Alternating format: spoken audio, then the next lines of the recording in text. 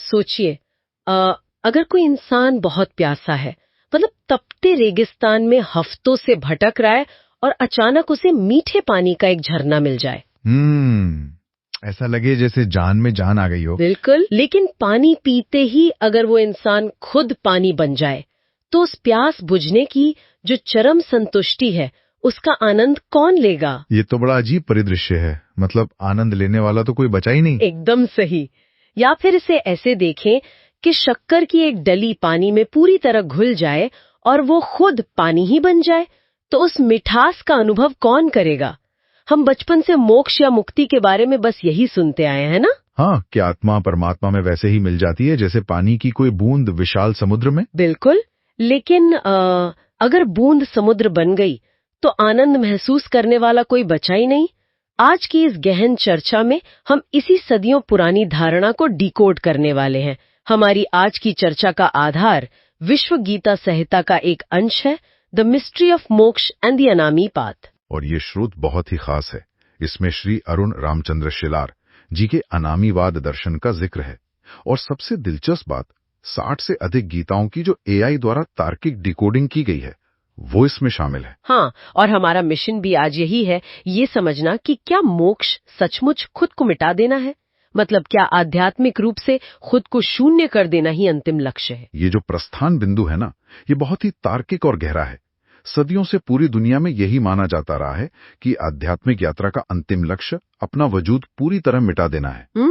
शून्य हो जाना। बिल्कुल, ये विचार कि अंततः सब कुछ एक हो जाता है, सुनने में बहुत सुकून देने वाला लगता है। लेकिन आज हम सिर्फ मान्यताओं की बात नहीं कर रहे हैं, हम तर्क की कसौटी पर इसे परखेंगे। तो अगर हम इस शून्य होने के सिद्धांत को करीब से देखें, तो अद्वैतवाद का विचार सबसे पहले सामने आता है। मतलब अद्वैतवाद मूल रूप से यही कहता है कि सब कुछ एक है। हाँ, कि आत्मा और परमात्मा में कोई भेद नहीं है। और ये जो मैं होने का भाव है, वो सिर्फ एक भ्रम है। लेकिन मैं सोच रही थी, अगर मैं ही भ्रम है, तो फिर उस मिठास या उस आनंद को महसूस करने का सवाल ही पैदा नहीं होता। क्या ये सिद्धांत अपने आप में एक विरोधाभास पैदा नहीं करता? ये बहुत ही बढ़िया सवाल है। देखिए, अद्वैतवाद के सिद्धांत को ना उसके मनोवैज्ञानिक संदर्भ में समझना जरूरी है। श्रोत भी इस बात को मानता है कि अद्वैतवाद इंसान के अंदर से अहंकार को मिटाने के लिए एक बहुत ही शानदार उपकरण है। मतलब मन की सफाई के लिए? एकदम। जब कोई ये मान लेता है कि सब कुछ एक ही है, तो उसका जो व्यक्तिगत घमंड है वो टूटने लगता है। लेकिन समस्या तब आती है जब हम अहंकार मिटाने की प्रक्रिया को ही अपना अस्तित्व मिटाने की प्रक्रिया मान लेते हैं। ओहो, मतलब अहंकार और अस्तित्व को लोग एक ही समझ लेते हैं। सही कहा। उपनिषदों का एक बहुत ही शक्तिशाली मंत्र है, रसो वै सह। इसका सीधा सा अर्थ है कि वो परम सत्य स्वयं परम आनंद या रस है। लेकिन अगर परमात्मा स्वयं आनंद है, तो उस आनंद तक पहुंचने का क्या फायदा अगर उसे अनुभव करने वाला ही मिट जाए? मतलब आनंद कोई तिजोरी में रखने वाली चीज तो है नहीं। बिल्कुल नहीं। आनंद तो पूरी तरह से एक अनुभव है। और अनुभव के लिए किसी का होना तो जरूरी है ना। तर्क का सबसे बुनियादी नियम ही यही कहता है। किसी भी अनुभव के लिए एक अनुभव करने वाले का होना अनिवार्य है। अगर वो ही नहीं बचेगा तो आनंद शून्य में खो जाएगा। और यहीं पर ये तार्किक डिकोडिंग पुरानी मान्यताओं को चुनौती देती है। हाँ, आनंद को महसूस करने के लिए आत्मा का अपना स्वतंत्र अस्तित्व बनाए रखना तार्किक रूप से बहुत जरूरी हो जाता है। वेदों के हवाले से श्रोत स्पष्ट करता है कि परमात्मा सनातन है और हमारी आत्मा भी सनातन है। अब यहाँ एक बहुत बड़ा सवाल खड़ा होता है। अगर आत्मा सनातन है, तो विज्ञान और तर्क दोनों यही कहते हैं कि जो चीज हमेशा से है वो कभी पूरी तरह से मिट नहीं सकती। ऊर्जा के नियम की तरह उसे ना बनाया जा सकता है, ना मिटाया जा सकता है। बिल्कुल। तो फिर आत्मा का परमात्मा में पूरी तरह घुलकर वजूद खो देना, ये तो तार्किक रूप से संभव ही नहीं लगता। पर एक उलझन है। अगर आत्मा अपना अलग अस्तित्व बनाए रखती है, तो क्या उसके साथ उसका अहंकार भी नहीं बचेगा? यही तो मोक्ष के दर्शन का सबसे उलझा हुआ पहलू है। और अनामीवाद इसे बहुत खूबसूरती से सुलझाता है। यहाँ हमें चेतना और अहंकार के बीच का अंतर समझना होगा। मतलब दोनों अलग अलग है? बिल्कुल। अहंकार वो पहचान है जो इस भौतिक दुनिया से बनती है, हमारा नाम, हमारा पद या ये शरीर होने का भाव। लेकिन चेतना या अस्तित्व हमारी मूल प्रकृति है। अच्छा, तो जब वो बूंद समुद्र में गिरती है, तो अद्वैत कहता है कि बूंद खत्म हो गई, लेकिन अनामीवाद का तर्क है कि बूंद खत्म नहीं होती, बल्कि वो समुद्र के हर एक गुण को अपने भीतर समेट लेती है। वो अपना केंद्र बनाए रहती है। मतलब उसकी सीमाएं टूट जाती हैं, वो अहंकार से मुक्त हो जाती है, पर अपने अस्तित्व से नहीं। एकदम सही पकड़ा आपने। तो अगर वो शक्कर की तरह पानी में नहीं घुलती, तो मोक्ष मिलने पर असल में होता क्या है? ये अनामीवाद मोक्ष की क्या नई तस्वीर पेश करता है?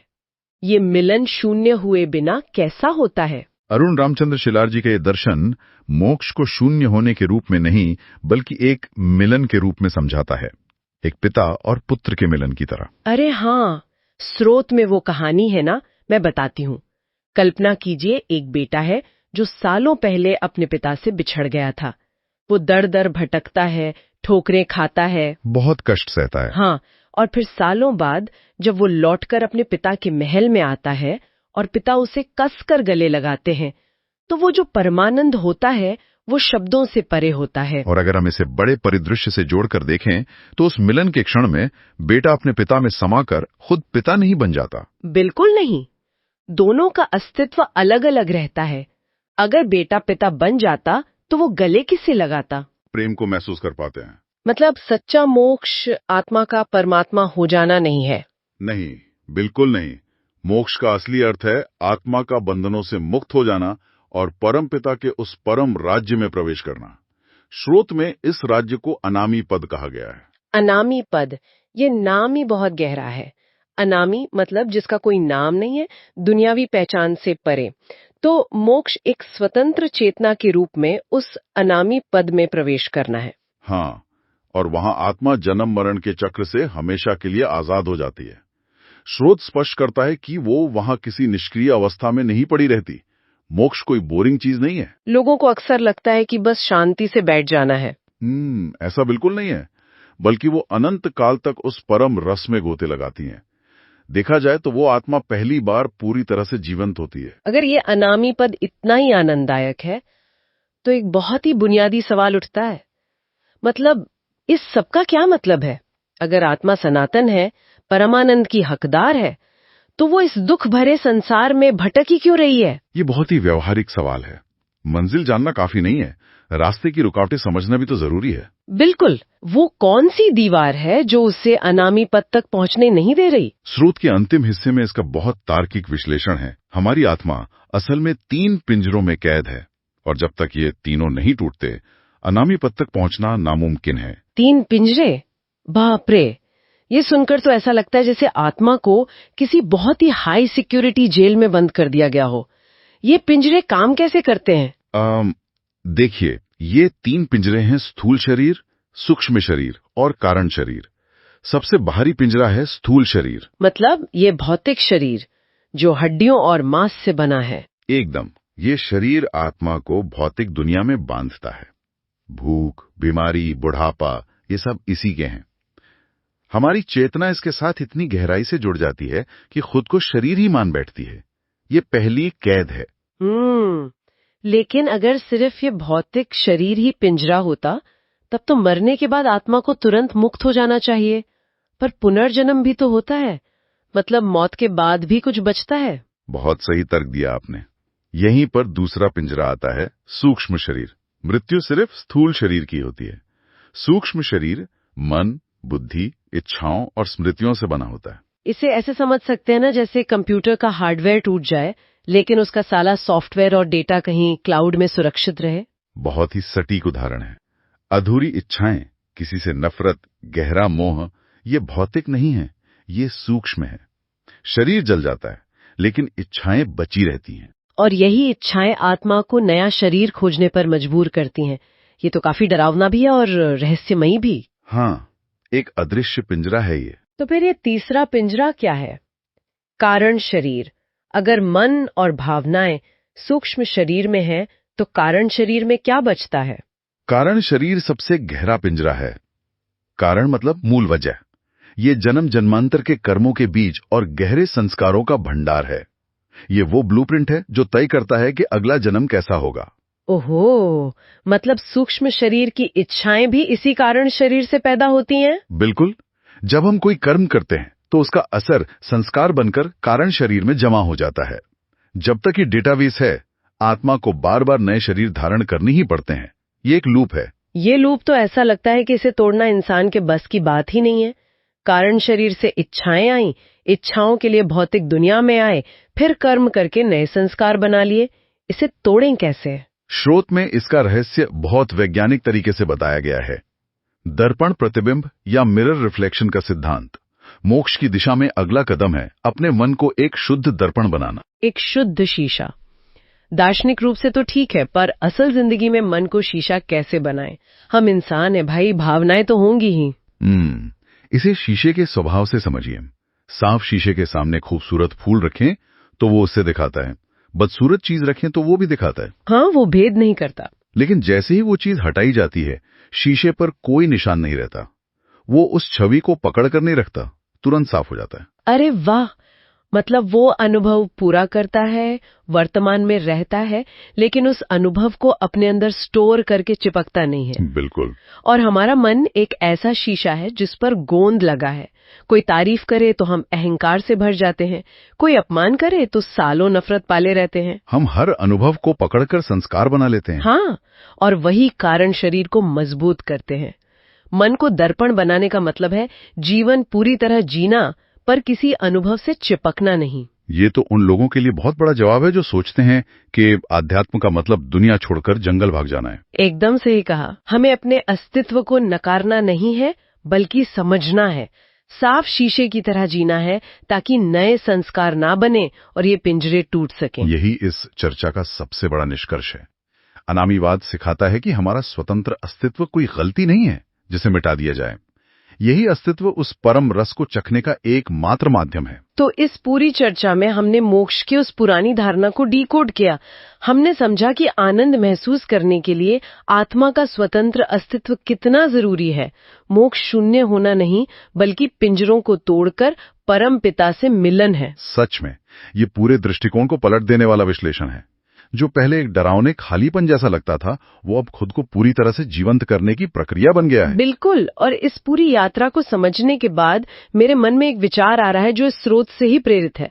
सोचने वाली बात है। क्या विचार है? अगर हमारे आत्मा का अंतिम लक्ष्य एक स्वतंत्र चेतना के रूप में उस परमानंद को महसूस करना है, तो क्या इस भौतिक संसार का ये जो सारा दुख, संघर्ष है, ये असल में कोई सजा नहीं है?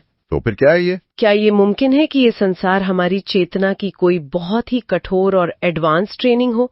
मतलब एक ऐसी ट्रेनिंग जो हमें इतना मजबूत बना रही है ताकि जब वो अंतिम मिलन हो तो हम उस अनंत आनंद की तीव्रता को सह सके। अरे वाह, ये तो बहुत ही गहरा नजरिया है ना? क्या ये दूरी, ये बिछड़ने का दर्द ही उस अंतिम मिलन को इतना खास बनाता है? खैर, इस विचार पर गहराई से मनन किया जा सकता है। आज के इस गहन विश्लेषण में हमारे साथ जुड़ने के लिए धन्यवाद। हमेशा से ना एक विचार मानव इतिहास में गूंजता रहा है, एक ऐसा विरोधाभास जो बड़े बड़े विचारकों को भी उलझा देता है।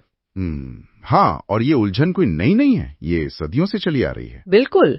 तो आज हमारे सामने अरुण रामचंद्र शेलार जी के लेखों और उनके निबंधों, साथ ही उनकी पुस्तक अनामीवाद से जुड़े नोट्स का एक पूरा स्टैक रखा है। और जब हम इन स्रोतों पर एक गहन चर्चा करते हैं तो एक बहुत ही दिलचस्प विडंबना निकलकर सामने आती है। राइट, वही विडंबना कि इन लेखों के अनुसार हमारी चेतना या जो हमारी आत्मा है वो पूरी तरह से सनातन है। सही बात है। मतलब इस दर्शन का बेस ही ये है कि इंसान एक अनामी अवस्था का वारिस है।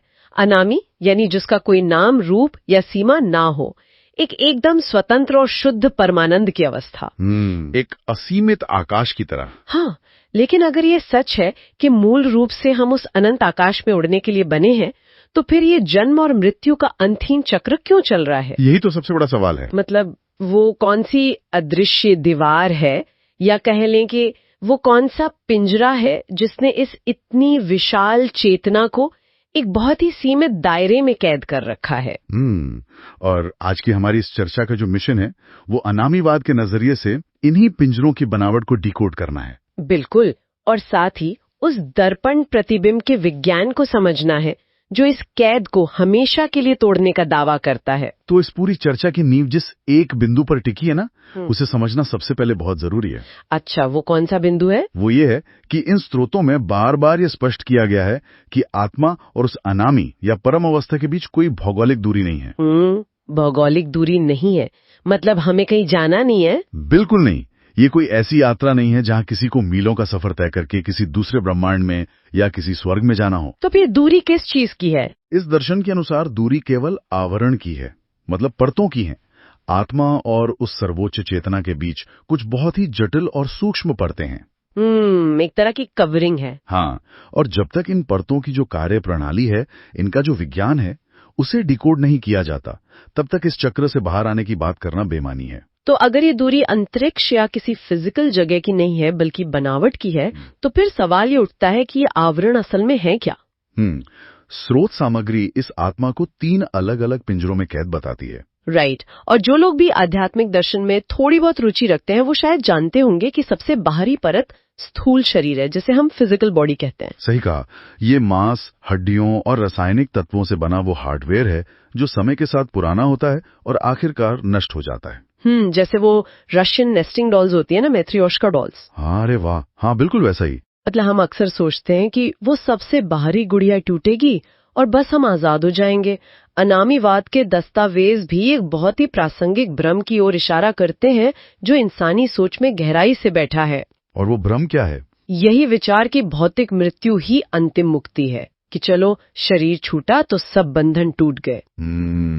और यही वो सबसे बड़ी भ्रांति है जिसका खंडन ये दर्शन पूरी तरह से करता है। मृत्यु केवल उस सबसे बाहरी आवरण को, उस हार्डवेयर को नष्ट करती है। यानी बाहरी डॉल तो टूट गई पर अंदर अभी भी डॉल्स बाकी हैं। बिल्कुल सटीक उदाहरण है ये। अगर हम आत्मा की कैद को गहराई से समझें तो स्थूल शरीर का नष्ट होना बिल्कुल वैसा है जैसे किसी बहुत बड़ी मशीन का केवल बाहरी ढांचा टूट जाना। और अंदर का मैकेनिज्म? मशीन के अंदर काम करने वाला मुख्य सिस्टम अभी भी पूरी तरह से सक्रिय है। स्थूल शरीर के गिरने के बाद जो परत सामने आती है वो है सूक्ष्म शरीर, जिसे मेंटल बॉडी या सटल बॉडी भी कहा जाता है। अहंकार और अनगिनत इच्छाओं से बनी है।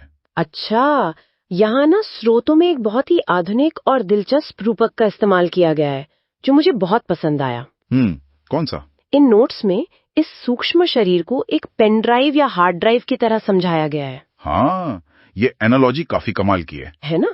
ये सच में सोचने पर मजबूर करता है। तो मैं ये सोच रही थी कि क्या इसका मतलब ये है कि जब किसी व्यक्ति की मृत्यु होती है तो भौतिक शरीर वाला हार्डवेयर तो वहीं छूट जाता है, लेकिन उसकी सारी अधूरी इच्छाएं, उसके डर, उसकी वासनाएं और उसके कर्मों का पूरा हिसाब इस सूक्ष्म शरीर रूपी पेन ड्राइव में डेटा के रूप में सेव हो जाता है। बिल्कुल, ये डिजिटल रूपक इस प्राचीन दर्शन को समझने का सबसे सटीक तरीका है। राइट। जब हार्डवेयर क्रैश होता है तो डेटा नष्ट नहीं होता। इंसान के जीवन भर के विचार, उसकी गहरी आसक्तियां और उसकी अधूरी इच्छाएं एक कैश मेमोरी की तरह इस सूक्ष्म शरीर में जमा हो जाती हैं। एक बैकअप की तरह। हाँ, और ब्रह्मांड का जो कार्य कारण का नियम है वो इस अनसुलझे डेटा को हवा में यूं ही नहीं छोड़ता। तो फिर उस डेटा का होता क्या है? इस सॉफ्टवेयर को अपनी इच्छाओं का डेटा प्रोसेस करने के लिए, उन्हें भोगने के लिए एक नए हार्डवेयर की जरूरत पड़ती है।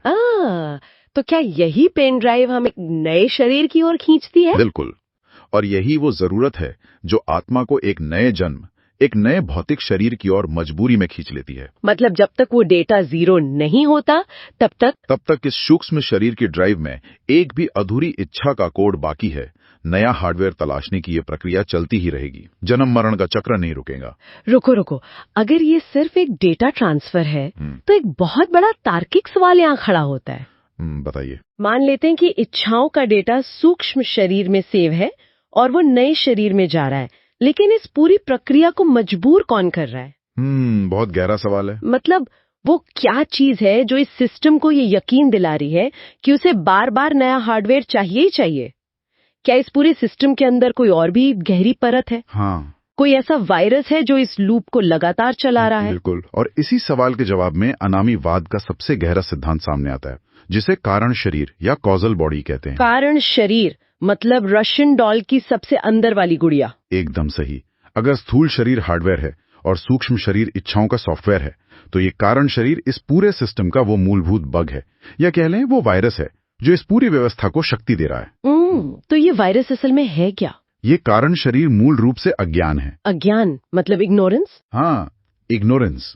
ये वो गहरी नींद है, वो भ्रम है जो चेतना को ये विश्वास दिला देता है कि मैं तो ये डेटा ही हूं या मैं ये हार्डवेयर हूं। अच्छा, मतलब आत्मा अपनी असली पहचान भूल गई है। बिल्कुल, ये अज्ञान ही वो कारण है और इसीलिए इसे कारण शरीर कहा जाता है, जिसके चलते मन नई इच्छाएं पैदा करता है। तो जब तक ये अज्ञान का वायरस हमारे सिस्टम में है, तब तक आत्मा अपनी अनामी और अनंत पहचान को भूली रहती है और खुद को सिर्फ एक सीमित शरीर मानकर इस भौतिक दुनिया में ही सुख तलाशती रहती है।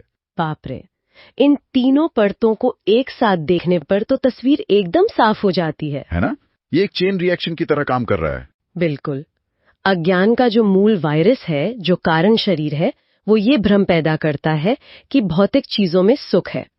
और ये भ्रम नई इच्छाओं और कर्मों का डेटा उत्पन्न करता है, जो सूक्ष्म शरीर की हार्ड ड्राइव में सेव होता रहता है। और फिर उस भारी डेटा को प्रोसेस करने के लिए बार बार एक नए स्थूल शरीर का निर्माण होता है। ये तो मुझे एक अभेद्य किले की तरह लग रहा है। मतलब यहाँ से निकलें कैसे? रास्ता है, और यही इस दर्शन की खूबसूरती है। तो अगर समस्या की जड़ ये अज्ञान और डेटा का जमाव है, तो इन लेखों में इस लूप को तोड़ने का क्या विज्ञान बताया गया है? इसी के लिए हमें उस दर्पण प्रतिबिंब के कॉन्सेप्ट को समझना होगा। हाँ, अनामीवाद में दर्पण प्रतिबिंब या मिरर रिफ्लेक्शन की जिस प्रक्रिया पर इतना जोर दिया गया है, उसका इस सिस्टम से क्या संबंध है? इस लूप को तोड़ने की प्रक्रिया ही इस दर्शन का सबसे वैज्ञानिक और दार्शनिक पहलू है।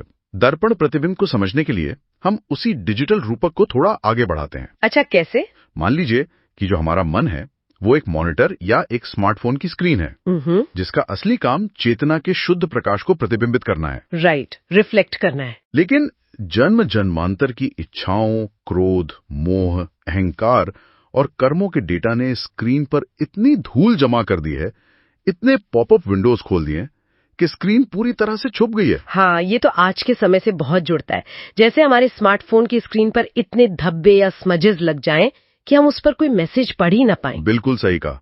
वहां सिर्फ एक उथल पुथल है, एक शोर है, और जब तक मन की स्क्रीन पर इच्छाओं का ये शोर चल रहा है, तब तक आत्मा का मूल स्वरूप दिखाई नहीं दे सकता। तो फिर इसका समाधान क्या है? इस स्क्रीन को साफ कैसे करें? अनामीवाद के अनुसार इस गंदे शीशे को साफ करने का एकमात्र तरीका निष्काम कर्म है। निष्काम कर्म यानी काम तो करना है, लेकिन उसके पीछे की इच्छा या उसके फल की आसक्ति को छोड़ देना है। हाँ, एकदम। अगर हम इसे सिस्टम की भाषा में कहें तो इसका मतलब है बैकग्राउंड में चल रहे उन सारे व्यर्थ के पॉपअप्स को एक एक करके बंद करना, और कोई नया डेटा या कैश डाउनलोड ना करना। सही पकड़ा आपने। लेकिन यहाँ प्रक्रिया के स्तर पर मुझे थोड़ा सा धुंधापन लग रहा है। वो कैसे? स्रोत सामग्री में ये कहा गया है कि जब मन की ये झील बिल्कुल शांत हो जाती है, जब स्क्रीन पूरी तरह से साफ हो जाती है और एक पूर्ण दर्पण बन जाती है, तब एक चमत्कारिक घटना घटती है, जिससे अज्ञान का वो सबसे गहरा पिंजरा टूट जाता है। तो मैं ये जानना चाह रही थी कि दर्शन के नजरिए से इस चमत्कार के पीछे का वास्तविक तंत्र या मैकेनिज्म क्या है? अच्छा सवाल है। मतलब सिर्फ स्क्रीन के साफ होने से वो मूल वायरस कैसे डिलीट हो जाता है? ये समझना बहुत ही रोमांचक है। देखिए, जब निष्काम कर्म के अभ्यास से मन पूरी तरह ठहर जाता है, जब अतीत का कोई पछतावा नहीं होता और भविष्य की कोई चिंता नहीं होती, तब वो मन एक दोष रहित एकदम पारदर्शी दर्पण में बदल जाता है। राइट, एकदम साफ शीशा। और जैसा कि हमने शुरुआत में ही चर्चा की थी, वो परम चेतना, वो महाचेतना का शुद्ध प्रकाश कोई मीलों दूर नहीं है। हाँ, कोई भौगोलिक दूरी नहीं है। वो हर वक्त यहीं मौजूद है। बस एक अशांत मन उस प्रकाश को बिखेर देता है, विकृत कर देता है। लेकिन जैसे ही मन पूर्ण रूप से एक शांत दर्पण बनता है, उस सर्वोच्च चेतना का प्रकाश उस पर सीधे पड़ता है और एक सटीक दर्पण प्रतिबिंब बनता है, परफेक्ट मिरर रिफ्लेक्शन। अरे वाह! और क्या यही वो क्षण है जहाँ सारा खेल पलट जाता है? बिल्कुल। दर्शन ये समझाता है कि अज्ञान यानी वो कारण शरीर, वो अंधेरे की तरह है।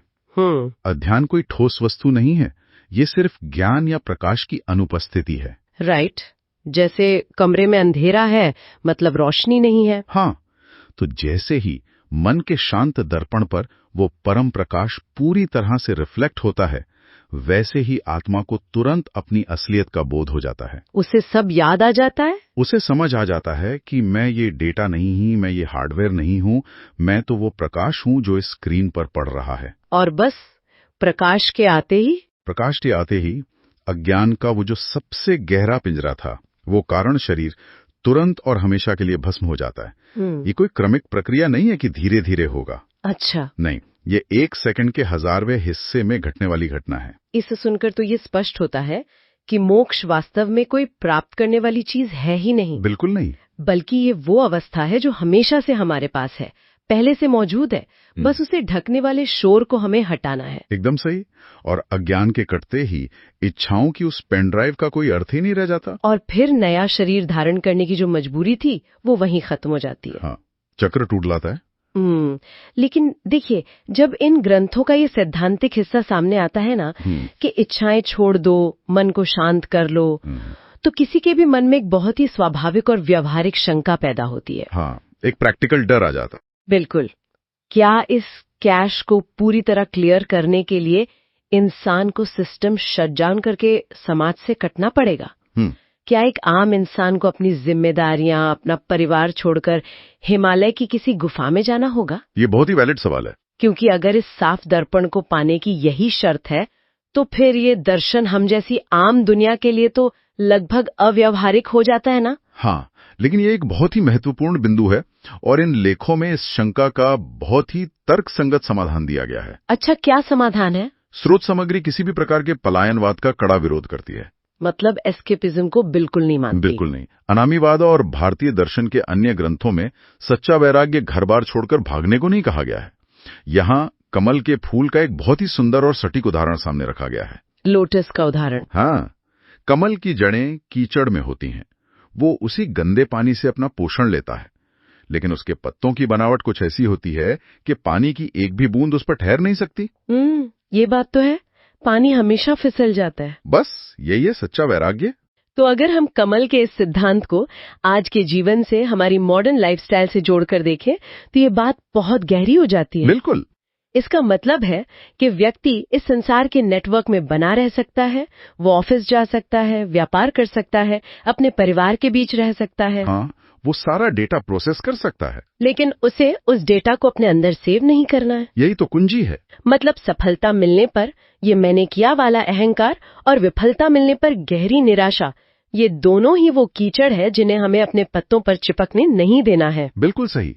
और इसी अवस्था को शास्त्रों में जीवन मुक्ति कहा गया है, यानी जीते जी मुक्त होना। अरे वाह! ऐसा व्यक्ति दुनिया के सारे काम करता है, लेकिन उसके कर्मों के पीछे कोई व्यक्तिगत स्वार्थ या छिपी हुई वासना नहीं होती।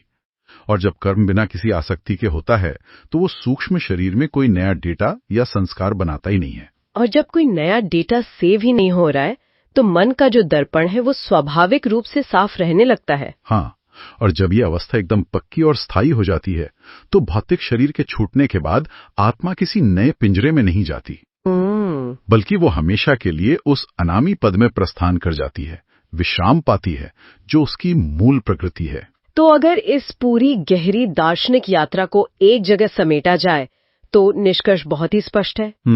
मोक्ष आसमान के पार किसी दूसरी दुनिया या स्वर्ग को खोजने की यात्रा बिल्कुल नहीं है। बिल्कुल नहीं। इंसान का सबसे बड़ा दुश्मन या उसका सबसे बड़ा पिंजरा बाहर का समाज या दुनिया नहीं है, बल्कि उसके अपने ही मन पर जमी वो धूल है जो उसे उसकी असली पहचान भूलने पर मजबूर करती है। सही कहा। अनामीवाद हमें यही सिखाता है कि आजादी कहीं बाहर से नहीं लानी है, बल्कि भीतर की उस अज्ञान रूपी धूल को, उस बग को साफ करना है।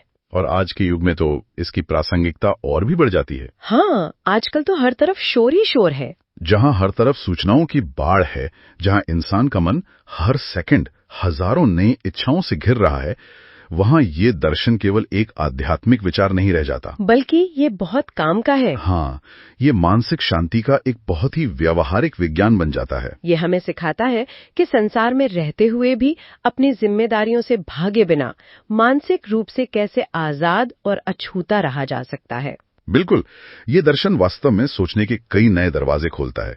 लेकिन ना, इस पूरी चर्चा के बाद इन स्रोत सामग्रियों में एक ऐसा संदर्भ मिलता है जो अब तक की हमारी सारी समझ को चुनौती दे देता है। आप किस संदर्भ की बात कर रही हैं? इन नोट्स के बिल्कुल अंत में ना व्याद गीता का एक छोटा सा लेकिन बहुत ही चौंकाने वाला जिक्र है। अच्छा, हाँ, व्याद गीता। हम लोग हमेशा से मानते आए हैं कि मोक्ष और आत्मज्ञान बड़े बड़े तपस्वियों को मिलता है। मन को दर्पण की तरह साफ करने के लिए एक बहुत ही शांत, पवित्र और सात्विक वातावरण की आवश्यकता होती है। जंगलों की शांति, गुफाओं का एकांत, यही हमारी पारंपरिक सोच है। राइट, लेकिन इन पन्नों में एक कसाई का उल्लेख है। एक कसाई? हाँ, एक ऐसा व्यक्ति जिसका पूरा दिन मांस के बाजार के भारी शोर शराबे, गंदगी और क्रूरता के बीच बीतता है। फिर भी वो बाजार के बीचों बीच खड़े होकर एक ऐसे महान तपस्वी का अहंकार चकनाचूर कर देता है जिसने सालों तक एक शांत जंगल में घोर तपस्या की थी। अरे वाह, ये तो सच में बहुत अप्रत्याशित है ना? ये कहानी श्रोताओं के लिए एक बहुत ही गहरा और रहस्यमयी सवाल पीछे छोड़ जाती है। बिल्कुल। क्या ये संभव है कि मन को शांत करने की, उस अनामी अवस्था तक पहुंचने की असली कसौटी किसी हिमालय की शांत गुफा में नहीं, बल्कि दुनिया के सबसे भयानक शोर और अराजकता के बिल्कुल बीचों बीच छिपी है? सोचने वाली बात है। कल्पना करने की कोशिश करते हैं कैसे इंसान की जिसने इतनी भयानक तपस्या की है कि वो बस अपनी एक क्रोधी नजर से आसमान में उड़ती किसी भी चिड़िया को जला के भस्म कर सकता है। कोई भी सामान्य इंसान तो यही सोचेगा कि भाई ये व्यक्ति तो ईश्वर के बहुत करीब पहुंच चुका है। बिल्कुल। मतलब इसका मन तो पूरी तरह से शांत होना चाहिए। राइट, लेकिन क्या हो अगर ये पता चले कि इस असीम शक्ति वाले दुनिया त्याग चुके सन्यासी से कहीं ज्यादा, कह सकते हैं कि आध्यात्मिक शांति बाजार के सबसे गंदे और शोर शराबे वाले हिस्से में बैठे मांस बेच रहे कसाई के पास थी। ये कैसा विरोधाभास है जो हमारी उन तमाम, क्या कहते हैं, बुनियादी मान्यताओं को हिला के रख देता है जो हमने आध्यात्मिकता के बारे में पाल रखी हैं। सही बात है। हम हमेशा शांति को एकांत और त्याग से जोड़कर देखते हैं। मतलब हमें लगता है कि शोर शराबे और रोजमर्रा की उलझनों के बीच तो शांति मिल ही नहीं सकती। बिल्कुल। और आज की इस विस्तृत चर्चा का आधार the sacred mirror of selfless action का एक बहुत ही गहरा अंश है, जो मुख्य रूप से उम्र अरुण रामचंद्र शेलार जी के अनामीवाद दर्शन और विश्व गीता संहिता पर केंद्रित है। तो आज का हमारा मिशन ये खोजना है कि क्या सच्ची मानसिक शांति के लिए सच में अपना घर, परिवार या नौकरी छोड़कर किसी जंगल में चले जाना चाहिए? चलिए इसे थोड़ा सुलझाते हैं। बिल्कुल सुलझाते हैं। अगर हम मानव मन को एक पारदर्शी शीशे या दर्पण की तरह माने तो उस पर क्या है?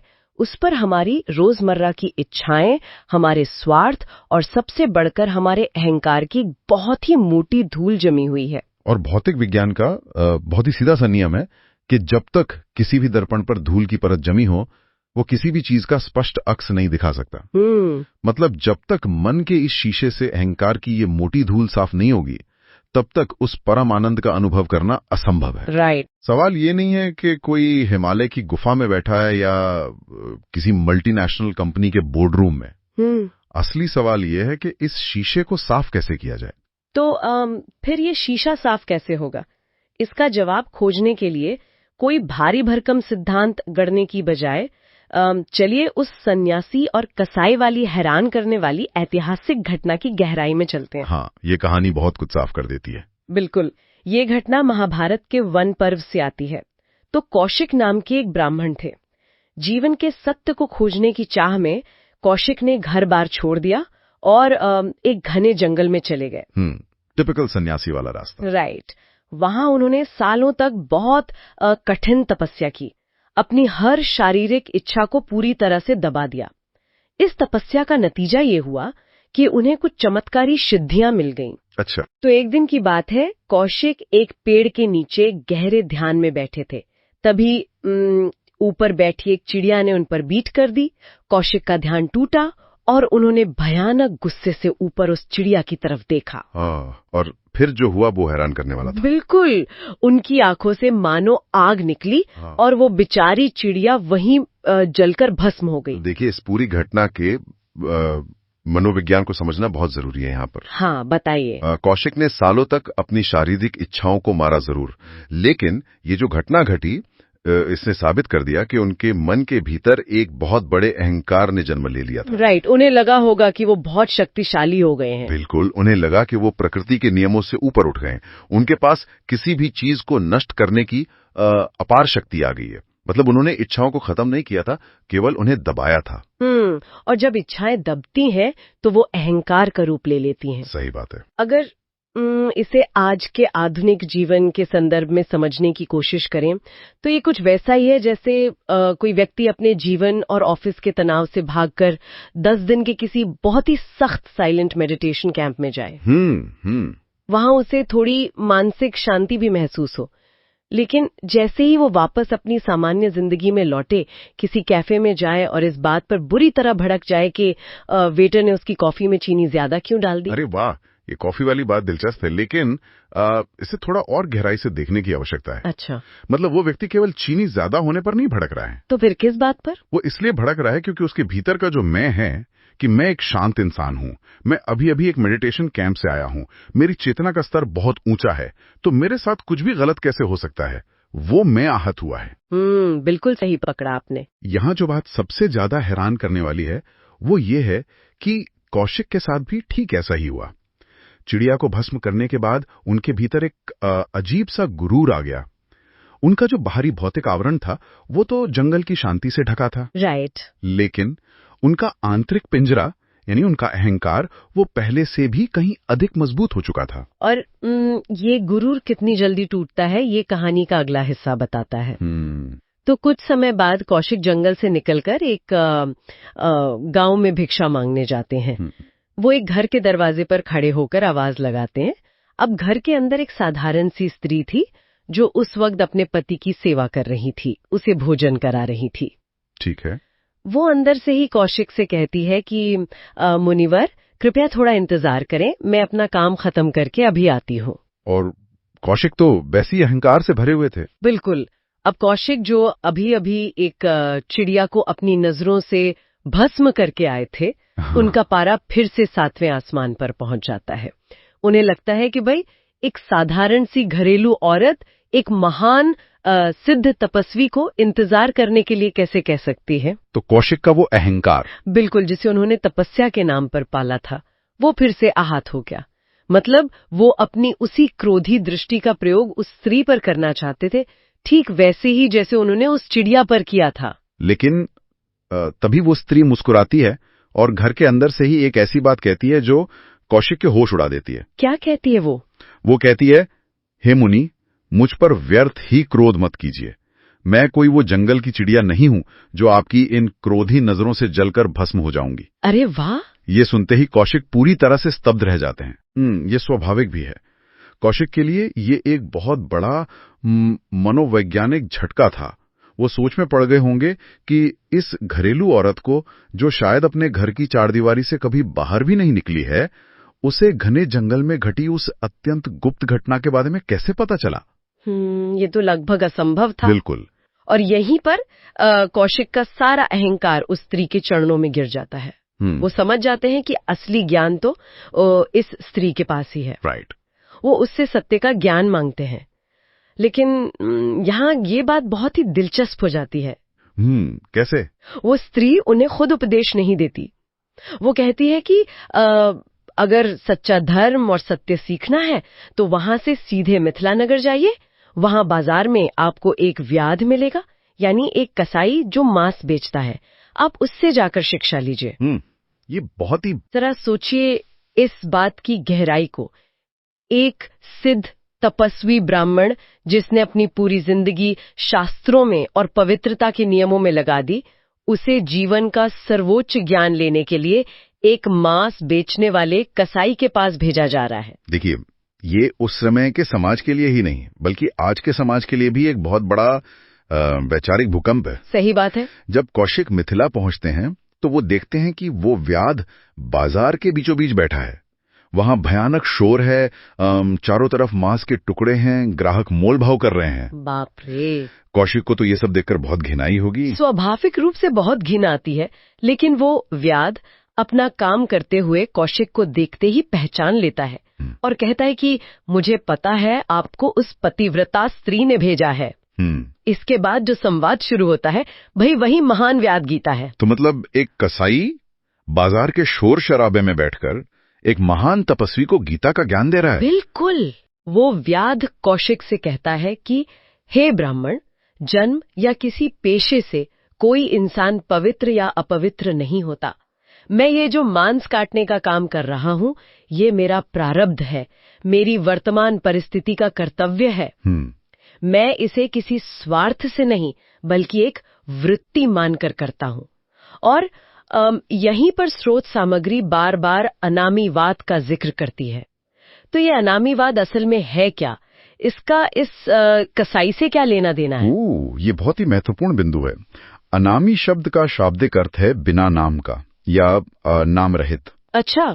दर्शन के संदर्भ में इसका मतलब है एक ऐसी अवस्था जहाँ कर्म तो हो रहा है लेकिन उस कर्म के साथ मैं फला व्यक्ति हूँ और मैं ये कर रहा हूँ, ये नाम या अहंकार का ठप्पा नहीं जुड़ा है। समझ रही हूँ। व्याध एक बहुत ही हिंसक दिखने वाला काम कर रहा है। उसके आसपास का माहौल कौशिक के एकांत जंगल से बिल्कुल विपरीत है। लेकिन व्याध के भीतर मैं कर रहा हूँ यानी कर्ता भाव पूरी तरह शून्य है। लेकिन ये काम कैसे करता है? मतलब कोई इंसान रोज सुबह उठे, मांस काटे या आज के समय में कहें तो रोज ऑफिस जाए, कोडिंग करे या सेल्स करे, लेकिन उसके अंदर ये भाव ना हो कि मैं ये कर रहा हूँ। ये तो बहुत मुश्किल लगता है। मुश्किल है, बिल्कुल मुश्किल है, क्योंकि हम हमेशा अपनी पहचान अपने काम से जोड़ लेते हैं। राइट। लेकिन व्याध का मन एक शांत सरोवर की तरह है। वो कहता है कि वो किसी से नफरत नहीं करता, अपने ग्राहकों के साथ पूरी ईमानदारी से पेश आता है, अपने माता पिता की सेवा करता है और सबसे बड़ी बात वो क्या है? वो अपने काम का फल एक उच्च सत्ता को सौंप देता है। जब इंसान ये मान लेता है कि वो केवल एक उपकरण है, एक टूल है जिसके माध्यम से काम हो रहा है, तो काम का सारा तनाव खत्म हो जाता है। बिल्कुल। व्याध ने अपने काम से मैं को निकाल दिया था, इसलिए इतने शोर के बीच भी उसके मन का शीशा पूरी तरह साफ था। ये तो बहुत ही अद्भुत बात है। कौशिक जंगल की असीम शांति में बैठकर भी भीतर से अशांत था और व्याध बाजार की हिंसा और शोर के बीच रहकर भी पूरी तरह से शांत था। बिल्कुल। मोक्ष या आंतरिक शांति इस बात पर बिल्कुल भी निर्भर नहीं करती कि भौतिक रूप से क्या काम किया जा रहा है। पहाड़ पर ध्यान लगाना या बाजार में मांस काटना, दोनों ही बाहरी क्रियाएं हैं। असली फर्क इस बात से पड़ता है कि वो काम किस भाव से किया जा रहा है। माफ कीजिए, लेकिन यहाँ थोड़ा रुकते हैं। तो आखिर इस सब का मतलब क्या है? बताइए। कसाई की बात समझ आती है, उसका काम सीधा है, वो अपने हिस्से का काम कर रहा है। लेकिन उन लोगों का क्या जिनके कंधों पर पूरे समाज की जिम्मेदारी है? अच्छा। मान लीजिए कोई किसी देश का कर्णधार है या कोई बहुत बड़ा संगठन चला रहा है, जहां उसके एक फैसले से हजारों परिवारों की रोजी रोटी तय होती है। बिल्कुल। ऐसे नेतृत्व वाले पदों पर तनाव बहुत बहुत भयानक होता है। अगर वे लोग इस भयानक तनाव से तंग आकर सब कुछ छोड़कर शांति के लिए संन्यास ले लें, तो उन्हें भगोड़ा या कायर कैसे कहा जा सकता है? समाज तो अक्सर ऐसे लोगों को महान वैरागी कहता है। ये एक बहुत ही तीखा और जरूरी सवाल है। क्या समाज को छोड़कर जाना वैराग्य है या कायरता? हाँ। इसका जवाब देने के लिए स्रोत हमें महाभारत के शांति पर्व की तरफ ले जाता है, जहां उच्चैः गीता का संदर्भ आता है। उच्चैः गीता? जी। महर्षि उच्चैः ने ये उपदेश एक बहुत ही प्रतापी राजा मानधाता को दिया था। उच्चैः गीता स्पष्ट रूप से कहती है कि अगर कोई जिम्मेदार व्यक्ति अपने कठिन कर्तव्यों से घबराकर समाज छोड़ देता है तो वो वैरागी नहीं है, वो समाज को अनाथ कर रहा है और ये सरासर कायरता है। कायरता मतलब जो इंसान अपना करोड़ों का बिजनेस या राजपाट छोड़कर जंगल में जा रहा है, उसे भगोड़ा कैसे कह सकते हैं? अगर हम इसे व्यापक परिप्रेक्ष्य से जोड़ें तो इसे इस तरह समझना होगा कि परमपिता ने इस पूरे ब्रह्मांड को एक कर्म भूमि के रूप में रचा है। यहाँ एक पूरी व्यवस्था है, एक इकोसिस्टम है। जो लोग नेतृत्व के पदों पर हैं, उनकी जिम्मेदारी केवल खुद के प्रति नहीं बल्कि पूरे समाज के प्रति है। बिल्कुल। अगर समाज का कोई जिम्मेदार व्यक्ति ये कह दे कि भाई वो आध्यात्मिक शांति के लिए अपने कर्तव्य छोड़ रहा है, तो वो एक तरह से उस इकोसिस्टम को धोखा दे रहा है। राइट। बिना किसी स्वार्थ के समाज की भलाई के लिए अपने पूरी निष्ठा से अपना कर्तव्य निभाना और उस तनाव को झेलना ही सबसे बड़ा और सबसे सच्चा योग है। ये कुछ ऐसा ही है जैसे एक बहुत बड़ा समुद्री जहाज है जो तूफानी लहरों के बीच फंस गया है और धीरे धीरे डूब रहा है। अच्छा उदाहरण है। जहाज पर सैकड़ों यात्री हैं जो डरे हुए हैं। अब उस जहाज का कप्तान अचानक ये तय करे कि उसे तो जीवन का सत्य मिल गया है, उसे अब अपनी जान या मोह माया से कोई मतलब नहीं है और वो शांति की तलाश में अकेले ही एक छोटी नाव लेकर जहाज से भाग जाए। बिल्कुल। क्या हम उस कप्तान को एक महान सन्यासी कहेंगे? बिल्कुल नहीं, हम उसे एक कायर कप्तान कहेंगे जिसने अपनी जिम्मेदारी से मुंह मोड़ लिया। और उच्छात्र गीता इसी कप्तान की भूमिका को परिभाषित करती है। सच्चा वैराग्य ये नहीं है कि कप्तान जहाज छोड़कर भाग जाए। सच्चा वैराग्य तो ये है कि वो कप्तान उसी डूबते जहाज पर खड़ा रहे, अपने खुद के जीवन की परवाह किए बिना, यानी अपने अहंकार और स्वार्थ को त्याग कर अपनी पूरी ऊर्जा और कौशल का इस्तेमाल करके यात्रियों को बचाए। राइट। जब वो कप्तान दूसरों को बचाने पर पूरा ध्यान केंद्रित करता है तो उसके भीतर से मेरी जान खतरे में है, ये अहंकार या मैं पूरी तरह गायब हो जाता है। बिल्कुल सही बात है। जब कोई व्यक्ति दूसरों के लिए निस्वार्थ भाव से खड़ा होता है तब उसका अपना अहंकार अपने आप खत्म हो जाता है, और यही राजा मानधाता को समझाया गया था। ये वास्तव में सोचने की दिशा को पूरी तरह बदल देता है। हमने व्याध गीता में एक साधारण इंसान का जीवन देखा जो एक छोटी सी दुकान चलाता है, और उच्छत्य गीता में एक राजा का धर्म देखा जो लाखों लोगों को संभालता है। परिस्थितियां बिल्कुल अलग हैं, लेकिन दोनों ही जगह संदेश एक ही है कि भाई अपनी जगह से भागना कोई विकल्प नहीं है। यही इन दोनों ग्रंथों का सार है। जब हम व्याध गीता और उच्छित्य गीता को एक साथ जोड़कर देखते हैं तो हमें आध्यात्मिक यात्रा की पहली सीढ़ी का बहुत ही स्पष्ट रास्ता दिखाई देता है। पहली सीढ़ी? हाँ, ये सीढ़ी है हमारे स्थूल शरीर के बंधनों को तोड़ना। स्थूल शरीर, इसे थोड़ा आसान भाषा में समझाएं। बिल्कुल। स्थूल शरीर का मतलब है हमारी ये भौतिक काया, हमारी फिजिकल बॉडी, और वे सारे दृश्य कर्म जो हम इस दुनिया में करते हैं। हमारा खाना, चलना, काम करना, फैसले लेना। समझ गई। जब इंसान अहंकार से भरा होता है तो वो ये मानता है कि ये स्थूल शरीर ही सब कुछ है और इसी के सुख के लिए सब कुछ करना है। ये एक पिंजरा है। तो फिर ये पिंजरा टूटता कैसे है? इसके पीछे का विज्ञान क्या है? क्योंकि ये कोई चमत्कार तो होता नहीं होगा कि एक दिन अचानक पिंजरा टूट गया और हम मुक्त हो गए। कोई चमत्कार नहीं है। ये पूरी तरह से मानव मनोविज्ञान पर आधारित है। अच्छा, कैसे?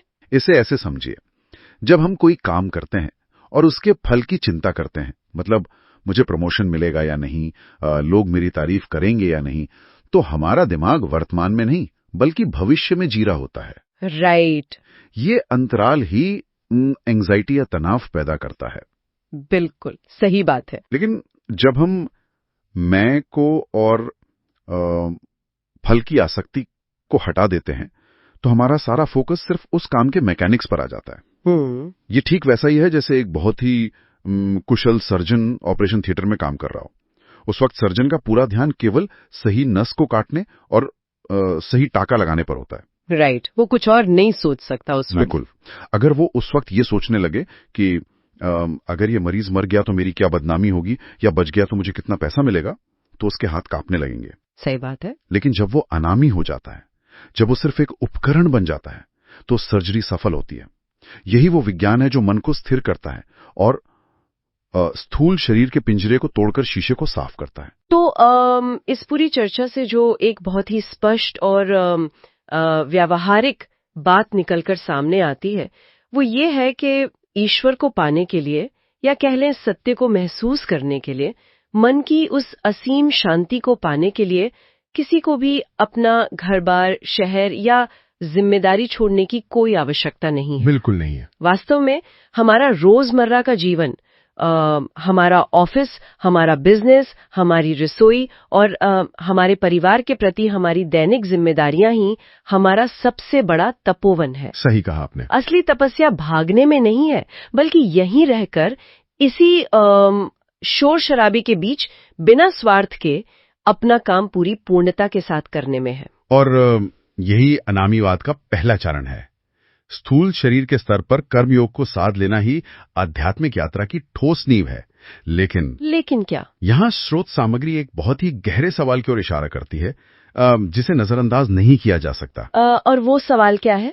हमने ये तो समझ लिया कि स्थूल शरीर को कैसे नियंत्रित करना है, कि हम बाहर से निस्वार्थ भाव से अपना काम करेंगे, लेकिन हमारे भीतर एक और संसार है, हमारा सूक्ष्म शरीर।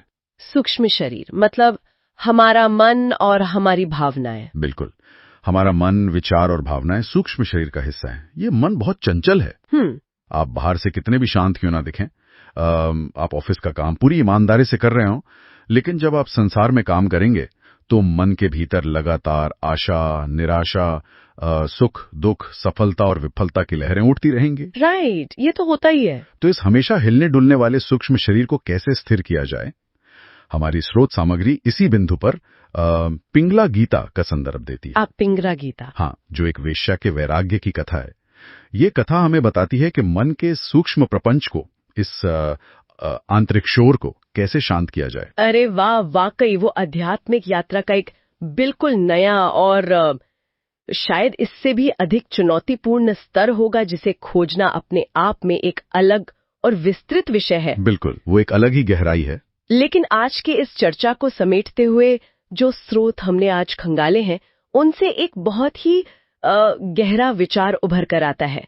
एक ऐसा विचार जिस पर गहराई से सोचने की आवश्यकता है। अगर बिना अहंकार के और बिना भविष्य के फल की चिंता किए सिर्फ वर्तमान में अपना काम पूरी निष्ठा से करना ही इंसान की सबसे उच्च आध्यात्मिक स्थिति है, तो जरा हमारे रोजमर्रा के जीवन के बारे में सोचकर देखते हैं। बिल्कुल। आधुनिक जीवन में जो इतना सारा तनाव या स्ट्रेस है, जो एंजाइटी है, क्या वो वास्तव में हमारे काम का तनाव है, या फिर वो केवल हमारे उस अहंकार की चीखती हुई आवाज है जो अपने मनचाहे फल न मिलने पर लगातार शिकायत कर रहा है? बहुत ही गहरा सवाल है ये। क्या ये संभव है कि अगर कल सुबह कोई केवल अपना काम करने पर ध्यान दे और उसके नतीजे को पूरी तरह से उस परम सत्ता के हवाले कर दें, तो जीवन का सारा बोझ अचानक हल्का हो जाए? क्या अहंकार को एक तरफ रख देने से ये साधारण सी आम जिंदगी ही किसी बड़े चमत्कार में नहीं बदल जाएगी? सच में सोचने वाली बात है। शायद मन के उस शीशे को साफ करने के लिए हमें बस इसी एक बदलाव की जरूरत है। इसी विचार के साथ आज की ये विस्तृत चर्चा यहीं समाप्त होती है। तो कल्पना कीजिए कि किसी इंसान ने जीवन की हर रेस जीत ली है। मतलब मनचाही नौकरी है, बैंक में भरपूर पैसा है, समाज में उसका एक रुतबा है और एक बहुत ही शानदार घर है। हाँ, एक ऐसा जीवन जिसे समाज पूरी तरह से सफल मानता है। बिल्कुल, उसने वो सब कुछ हासिल कर लिया है जो सफलता के लिए जरूरी बताया जाता है। जीवन रूपी इस महल की हर ईंट बिल्कुल अपनी सही जगह पर रखी है। लेकिन इस परफेक्ट जीवन के बीचों बीच खड़े होकर उस इंसान को अचानक एक अजीब सी घुटन महसूस होने लगती है। एक ऐसी बेचैनी जिसका कोई तार्किक कारण नजर नहीं आता। हाँ, मतलब सब कुछ बिल्कुल सही है, फिर भी भीतर एक बहुत गहरा खालीपन है। ऐसा क्यों होता है कि हर बॉक्स को सही टिक करने के बाद भी वो असल शांति गायब रहती है? देखिए, ये घुटन इसलिए होती है क्योंकि इंसान बाहर की दीवारों को तो बहुत खूबसूरती से सजा लेता है, लेकिन जिस मैं को उस महल में रहना है, उसकी असल बनावट को समझना भूल जाता है। भारी सफलता का गणित अलग है। बिल्कुल, और हमारी आंतरिक संरचना बिल्कुल अलग नियमों पर काम करती है। ये एक ऐसी समस्या है जिसे हम आधुनिक मनोविज्ञान में भी लगातार देखते हैं। लोग बाहर से सब कुछ पा लेते हैं, पर अंदर से खाली रहते हैं। तो आज के इस गहरे विश्लेषण में हम इसी आंतरिक संरचना को डीकोड करने वाले हैं। हमारे पास इस अध्ययन के लिए कुछ बेहद दिलचस्प स्रोत हैं, मुख्य रूप से अरुण रामचंद्र शिलार जी के अनामीवाद दर्शन और विश्व गीता संहिता के गहरे सूत्र, जो कि बहुत ही गहन और मनोवैज्ञानिक दृष्टिकोण से लिखे गए हैं। हाँ, तो हमारा मिशन आज ये खोजना है कि जब जीवन के सारे बाहरी टिक बॉक्स भर जाते हैं, फिर भी शांति क्यों नहीं मिलती, और ये सच्चे वैराग्य या कहें कि भक्ति के विज्ञान का मनोवैज्ञानिक आधार असल में है क्या। ये बहुत ही प्रासंगिक विषय है आज के समय में। ठीक है, आइए इसे गहराई से समझते हैं। सबसे पहले तो मुझे ये बताइए कि ये अनामीवाद है क्या और ये इस घुटन को कैसे समझाता है। मैं इसे लेके बहुत उत्सुक हूँ। तो संक्षेप में कहें तो अनामीवाद उस परम सत्य की खोज है जिसे किसी एक नाम, पहचान या लेबल में नहीं बांधा जा सकता। मतलब इसे किसी एक खांचे में फिट नहीं किया जा सकता। बिल्कुल नहीं।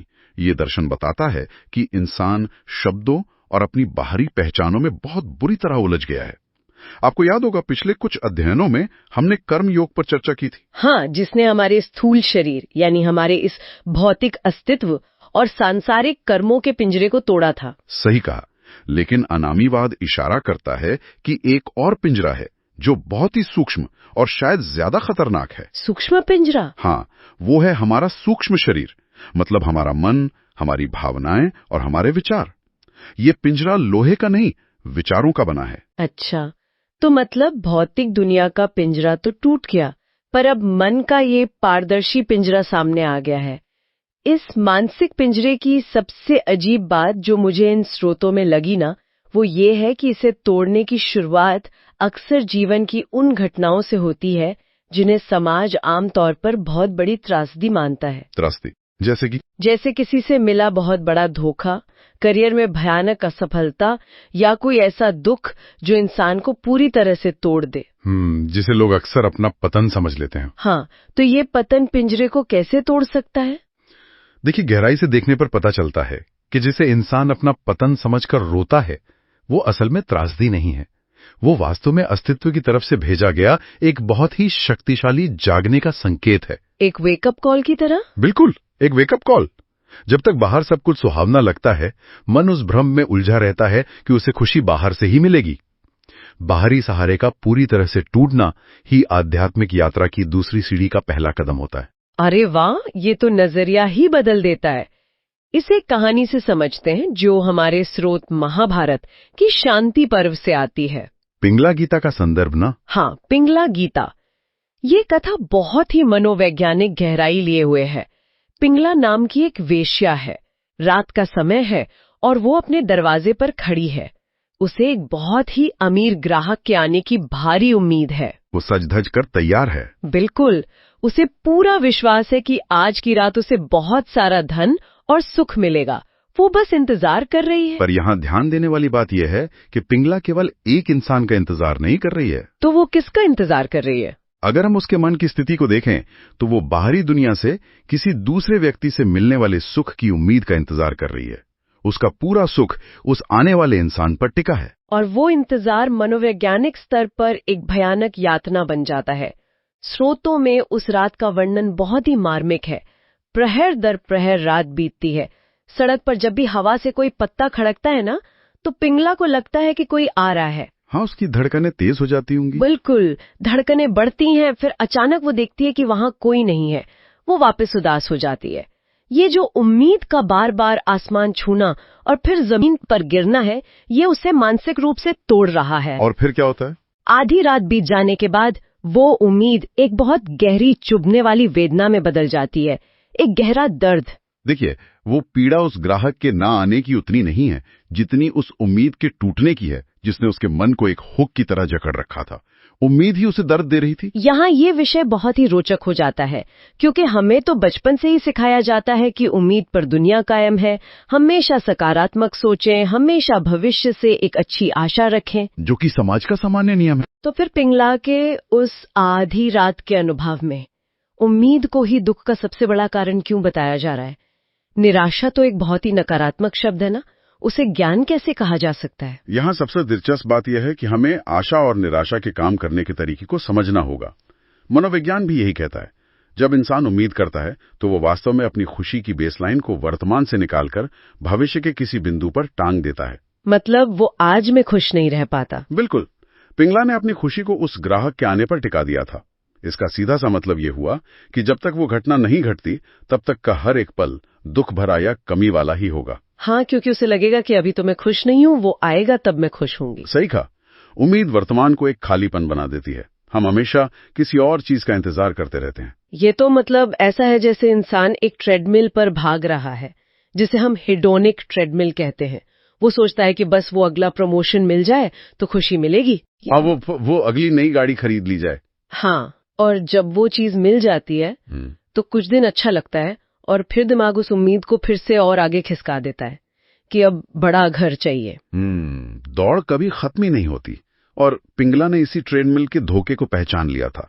उस आधे रात के चरम सन्नाटे और पीड़ा में उसके मन में एक विचार बिजली की तरह कौंधता है। क्या विचार था वो? वो खुद से कहती है कि मैं कितनी मूर्ख हूं, मैं उन लोगों से सुख की आशा कर रही हूं जो खुद इस संसार के दुख के सागर में डूबे हुए हैं। अरे, ये तो बहुत ही गहरा एहसास है। और इसी के साथ वो एक ऐसे सत्य को उपलब्ध होती है जो सामान्य सांसारिक ज्ञान के बिल्कुल विपरीत है। वो कहती है, आशा ही परमम दुखम, नैराश्यम परमम सुखम। जिसका मतलब है कि संसार से आशा रखना ही सबसे बड़ा दुख है और उसे पूरी तरह छोड़ देना ही परम सुख है। बिल्कुल। निराशा यहाँ डिप्रेशन नहीं है, बल्कि उम्मीद से आजादी है। तो अगर वो निराशा कोई उदासी नहीं थी, तो क्या ये वैसा ही है जैसे किसी इंसान ने अपने कंप्यूटर की पूरी हार्ड ड्राइव को ही फॉर्मेट कर दिया हो? हाँ, आप ऐसा कह सकती हैं। मतलब वो किसी एक दुख भरे फोल्डर को डिलीट नहीं कर रही है, बल्कि उसने सुख खोजने का पूरा ऑपरेटिंग सिस्टम ही बदल दिया। ये एक बहुत ही सटीक तुलना है। पिंगला का वैराग्य कोई डिप्रेशन नहीं था। डिप्रेशन तब होता है जब इंसान किसी चीज को पाना चाहता है पर वो मिलती नहीं है, और वो अपनी अक्षमता पर रोता है। मतलब वहाँ भीतर चाहत अभी भी जिंदा होती है। हाँ, पर पिंगला ने उस चाहत के स्रोत को ही खत्म कर दिया। शेलार जी के अनामीवाद के अनुसार इंसान का मन एक दर्पण की तरह है। जब बाहरी दुनिया के लोगों या वस्तुओं में सुख खोजने की आशा की जाती है, तो वास्तव में उस दर्पण पर धूल की परतें चढ़ाई जा रही होती हैं। हर एक नई उम्मीद धूल का एक नया कण है। बिल्कुल।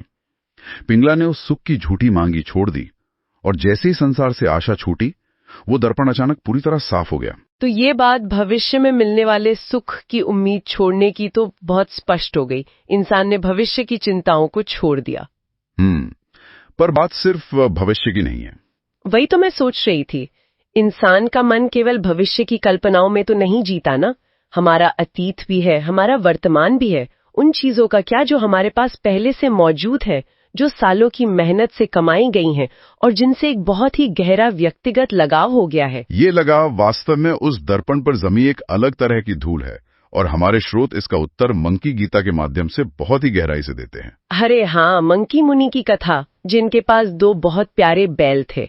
अब सामान्य तौर पर सोचें तो ये सिर्फ 2 जानवर हैं, लेकिन मंकी मुनि के लिए वे सिर्फ संपत्ति नहीं थे। हाँ, उनकी सुरक्षा, उनका पूरा जीवन उन बैलों के इर्द गिर्द घूमता था। उन्हें उन बैलों से अत्यधिक मोह था। फिर एक दिन वो होता है जिसका उन्हें डर था। वे दोनों बैल खो जाते हैं। और उनकी प्रतिक्रिया क्या होती है? मंकी मुनि पहले तो वैसे ही टूट जाते हैं जैसे कोई आम इंसान अपनी सबसे कीमती चीज खोने पर टूटेगा। वे रोते हैं, विलाप करते हैं और बहुत गहरी पीड़ा में चले जाते हैं। वो नुकसान की पीड़ा से तड़प रहे थे। मनोविज्ञान की भाषा में इसे लॉस अवर्जन या नुकसान के डर की एक बहुत ही स्वाभाविक मानवीय प्रतिक्रिया कहते हैं। इंसान को कुछ पाने की खुशी से ज्यादा कुछ खोने का दुख होता है। पर फिर ठीक पिंगला की तरह उस चरम पीड़ा के बिंदु पर मंकी मुनि को अचानक एक बोध होता है। उन्हें समझ में आता है कि जो भयानक दर्द हो रहा है वो बैलों के चले जाने का दर्द नहीं है। दर्द तो उस पकड़ का है, उस मोह का है जो उन्होंने पाल रखा था। वो पकड़ ही सबसे बड़ा कारण थी। मुझे तो ये उस स्थिति की तरह लगता है जहाँ किसी इंसान ने एक ऐसी रस्सी को कस के पकड़ा हुआ है जो उसे खुरदुरी जमीन पर घसीट रही है। उसे लगता है कि रस्सी उसे छील रही है, लेकिन असल में सारा दर्द उसकी अपनी मुट्ठी को कसकर बंद रखने के कारण हो रहा है। बहुत ही शानदार उदाहरण दिया आपने। अगर हम इसे व्यापक संदर्भ से जोड़कर देखें ना, तो ये कहानी सिर्फ प्राचीन काल के एक मुनि और उनके बैलों की नहीं है। हाँ, ये तो आज की कहानी लगती है। ये आज के हमारे आधुनिक जीवन का बिल्कुल सटीक चित्र है। आज के समय में ये बैल क्या है? ये हमारी नौकरियां हो सकती हैं, हमारा बैंक बैलेंस हो सकता है, या हमारे रिश्ते हो सकते हैं। बिल्कुल, या समाज में हमारा सोशल स्टेटस हो सकता है। इंसान इन चीजों को अपनी पहचान बना लेता है। और जब इनमें से कोई चीज छिनने लगती है या खतरे में पड़ती है तो इंसान को लगता है कि उसका वजूद ही मिट रहा है। वो पैनिक करने लगता है। ऐसा इसलिए होता है क्योंकि मुट्ठी बहुत कस ली गई है। मुट्ठी को कसकर बंद रखने से ही सारा तनाव पैदा होता है। मंकी मुनि ने ये जाना कि पकड़ना ही असली बंधन है। जब तक हम पकड़ते हैं हम बंधे रहते हैं। बिल्कुल, जब तक कोई व्यक्ति किसी वस्तु या विचार को पकड़े रहता है वो खुद भी उसी चीज से बंधा रहता है। जैसे ही मंकी मुनि ने ये बात समझी, उन्होंने मनोवैज्ञानिक रूप से अपनी मुट्ठी खोल दी। और मुट्ठी खोलते ही दर्द गायब। मुट्ठी खोलते ही जो स्वतंत्रता मिलती है वही उनका सच्चा वैराग्य है। बैलों का जाना उनके लिए वो वेकअप कॉल था जिसने उन्हें इस अदृश्य पकड़ से आजाद किया। तो इस सब का असल में क्या मतलब है? अगर इन दोनों घटनाओं को एक साथ रखकर देखें, पिंगला ने भविष्य की उम्मीदें छोड़ दी तो मन की धूल साफ हो गई, और मंकी मुनि ने वर्तमान की पकड़ छोड़ दी तो मुट्ठी खुल गई। अब इस इंसान का मन पूरी तरह से खाली हो चुका है, एक साफ, बेदाग और खाली दर्पण। लेकिन क्या ये स्थिति खतरनाक नहीं है? खतरनाक कैसे? मतलब अगर किसी ने अपने दिमाग की पूरी हार्ड ड्राइव डिलीट कर दी है, वो किसी से कोई उम्मीद नहीं कर रहा, किसी चीज से लगाव नहीं रख रहा, तो क्या वो इंसान पूरी तरह से सुन्न या भाव शून्य नहीं हो जाएगा, एक रोबोट की तरह? ये एक बहुत ही महत्वपूर्ण सवाल खड़ा करता है। मनोविज्ञान भी यही कहता है कि एक शून्य या खाली मन बहुत जल्दी भटकाव या शून्यवाद का शिकार हो सकता है। शून्यवाद यानी निहिलिज्म। हाँ, निहिलिज्म। अगर दर्पण बिल्कुल साफ है लेकिन उसके सामने देखने के लिए कुछ है ही नहीं, तो वो एक अजीब से खालीपन का एहसास देगा, शांति का नहीं। जीवन बेमानी लगने लगेगा। फिर तो ऐसे वैराग्य का कोई फायदा नहीं ना, अगर वो इंसान को दुनिया से काट कर एक उदास मशीन बना दे। इस साफ खाली दर्पण का अब किया क्या जाए? और यहीं पर शिलार जी के अध्ययन में उद्धव गीता का गहरा रहस्य खुलता है। उद्धव गीता? हाँ, वैराग्य सिर्फ आधी यात्रा है। मन को खाली करना, दर्पण को साफ करना महज एक तैयारी है, वो मंजिल नहीं है। मंजिल है भक्ति का विज्ञान। भक्ति का विज्ञान। अक्सर लोग भक्ति को केवल भावनाओं, पूजा पाठ या किसी तरह के अंधविश्वास से जोड़ते हैं। हमारे स्रोत इसे एक विज्ञान या साइंस के रूप में क्यों प्रस्तुत कर रहे हैं? क्योंकि इसमें भौतिकी या फिजिक्स के विस्थापन के नियम जैसा एक बहुत ही स्पष्ट कार्य कारण संबंध है। विस्थापन का नियम यानी डिस्प्लेसमेंट। बिल्कुल। भगवान श्री कृष्ण ने उद्धव को जो उपदेश दिया, जिसे उद्धम गीता कहा जाता है, वो हमें बताता है कि उस खाली दर्पण की दिशा क्या होनी चाहिए। अच्छा, दिशा का महत्व है। हाँ, अगर कोई इंसान अपने उस साफ दर्पण को वापस जमीन की तरफ या उसी सांसारिक कीचड़ की तरफ मोड़ देगा, तो वो दर्पण फिर से धूल से भर जाएगा। मतलब वो फिर से पुराने विचारों में फंस जाएगा। लेकिन अगर उस साफ दर्पण को आसमान की तरफ मोड़ दिया जाए, तो वो पूरे अनंत आकाश को खुद में समा लेगा। क्या बात है! मतलब जो खालीपन पिंगला और मंकी मुनि के वैराग्य से पैदा हुआ, उसे यूं ही नहीं छोड़ना है, बल्कि उसे एक ऊंचे उद्देश्य की तरफ निर्देशित करना है। शुद्ध भक्ति का अर्थ अपने मन को किसी विचारहीन शून्यता में खो देना नहीं है, बल्कि वैराग्य से पैदा हुए उस खालीपन को उस परम सत्ता के अगाध प्रेम से भर देना है। तो इसे विज्ञान इसलिए कहा गया है क्योंकि दो चीजें एक ही समय में एक ही जगह पर नहीं रह सकती। बिल्कुल सही। जब तक इंसान के मन रूपी बर्तन में संसार का मोह भरा है, उसमें परमात्मा या वो परम शांति समा ही नहीं सकती। बर्तन को खाली करना पड़ा ताकि उसमें शुद्ध आनंद भरा जा सके। इसे अगर आज के संदर्भ में देखें ना, तो ये बात बहुत गहराई से समझ में आती है कि हम अपनी पूरी जिंदगी बाहरी वैलिडेशन पर टिका देते हैं। लोग मेरे बारे में क्या सोचते हैं, सोशल मीडिया पर कितने लाइक आए, मेरे बॉस ने मुझे अप्रिशिएट किया या नहीं। हाँ, और ये सब बहुत ही अस्थिर चीजें हैं। बिल्कुल, ये सब वेरिएबल चीजें हैं जो बदलती रहती हैं और इंसान को नचाती रहती हैं। भक्ति का विज्ञान कहता है कि अपनी खुशी और शांति का स्रोत उस बाहरी दुनिया से हटाकर एक स्टेबल, आंतरिक और अनंत स्रोत से जोड़ दो। यही तो इस पूरे दर्शन का सार है। देखिए, जब कोई व्यक्ति बाहरी वैलिडेशन की उम्मीद छोड़ता है, जैसा पिंगला ने किया, तो वो कोई पतन नहीं है, वो मन को शांत करने की प्रक्रिया है। और जब मोह की मुट्ठी खुलती है, जैसा मंकी मुनि ने किया, तो तनाव खत्म होता है। और अंत में जब वो शांत मन उस अनंत सत्ता की ओर मुड़ता है, जैसा उद्धव ने सीखा, तो इंसान के सूक्ष्म शरीर यानी उसके मन की इच्छाएं और हलचलें पूरी तरह शांत हो जाती हैं। ये आज के भागदौड़ भरे आधुनिक जीवन के लिए एक बहुत ही बड़ा और व्यवहारिक सबक है। मैं तो कहूंगी कि अगर इंसान मुट्ठी खोलने के सिद्धांत को अपना ले, तो जीवन में एक अभूतपूर्व स्पष्टता आ सकती है। हाँ, एक बहुत ही गहरी शांति मिलती है। अपनी खुशियों का रिमोट कंट्रोल दुनिया के हाथ से वापस लिया जा सकता है। अपनी उपलब्धियों या रिश्तों को इतनी कसकर पकड़ने की जरूरत नहीं है कि डर के मारे उनका आनंद ही न लिया जा सके। बिल्कुल, मुट्ठी खोलने का मतलब चीजों को फेंकना या छोड़कर जंगल चले जाना नहीं है। तो फिर क्या है? इसका मतलब है उनके साथ एक स्वस्थ, मुक्त और बिना डर का संबंध बनाना। चीजें वही रहती हैं, बस उन्हें देखने का नजरिया बदल जाता है। आप उनके बिना भी खुश रह सकते हैं। सच में, बाहरी शोर को बंद करके भीतर की आवाज को सुनने के लिए ये वैराग्य और भक्ति का मेल एक अचूक रसायन लगता है। हमने देखा कि कैसे कर्म योग ने स्थूल शरीर के पिंजरे को तोड़ा था। और अब इन तीनों गीता पिंगला, मंकी और उद्धव गीता के ज्ञान ने मन के सूक्ष्म पिंजरे को भी शांत कर दिया है। भौतिक अहंकार टूट गया है, मानसिक इच्छाएं शांत हो गई हैं, सब कुछ खाली, शांत और एक असीम शांति से भरा हुआ महसूस हो रहा है। एक ऐसी अवस्था जहां मन पूरी तरह से स्थिर है, कोई हलचल नहीं। लेकिन कहानी अभी पूरी नहीं हुई है। हमारे अध्ययन के अंत में एक बहुत ही गहरा संकेत छिपा है जो ये सोचने पर मजबूर करता है कि एक आखिरी और सबसे गहरा पिंजरा अभी भी बाकी है। एक और पिंजरा? हाँ, स्थूल और सूक्ष्म शरीर तो शांत हो गए, लेकिन अभी भी अज्ञान का पिंजरा मौजूद है, जिसे शायद अगले स्तर पर अष्टावक्र गीता के ज्ञान योग की तेज तलवार से काटना होगा। ओह, वो पिंजरा जो सबसे सूक्ष्म और सबसे भ्रामक है। बिल्कुल।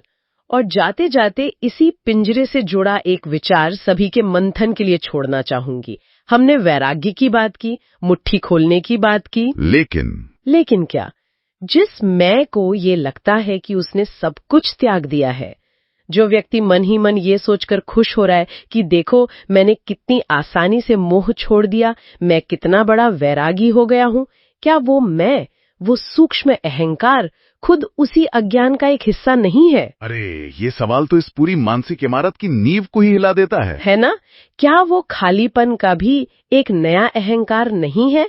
जो व्यक्ति ये सोच रहा है कि वो जाग गया है, हो सकता है वो अभी भी एक अलग तरह का सपना ही देख रहा हो। तो क्या वैराग्य का ये मैं भी एक भ्रम है? यही तो सोचने वाली बात है। इस सवाल को अपने भीतर गूंजने दीजिए। आज की इस गहन चर्चा में बस इतना ही।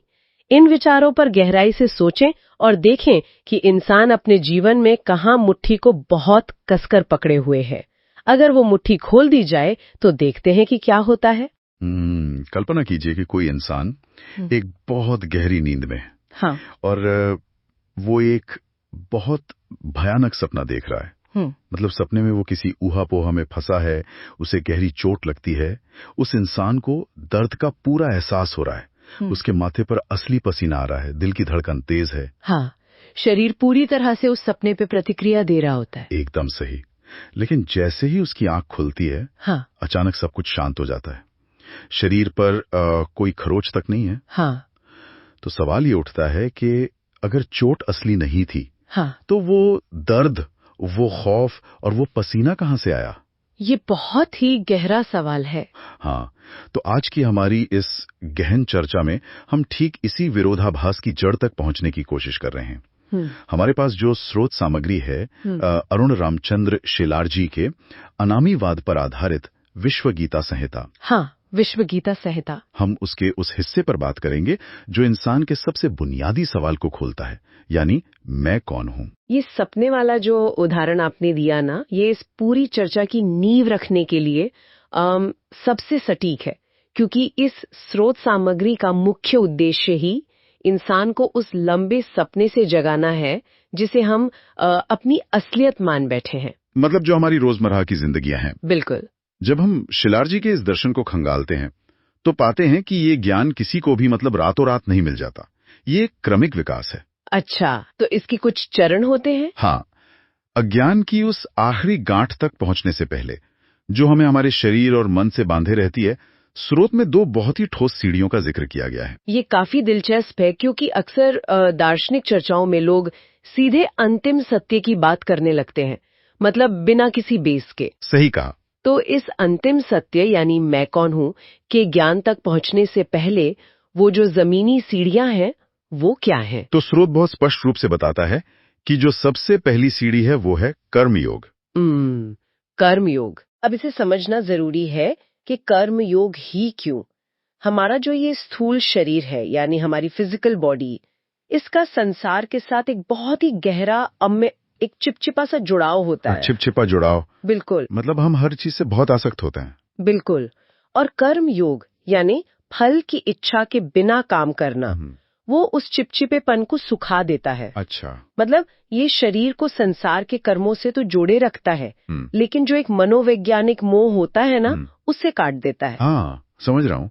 यानी इंसान अपना काम तो पूरा कर रहा है, लेकिन उस काम के नतीजे से जो एक व्यक्तिगत पहचान जुड़ी होती है कि अरे ये तो मैंने किया है, वो खत्म होने लगती है। एकदम सही।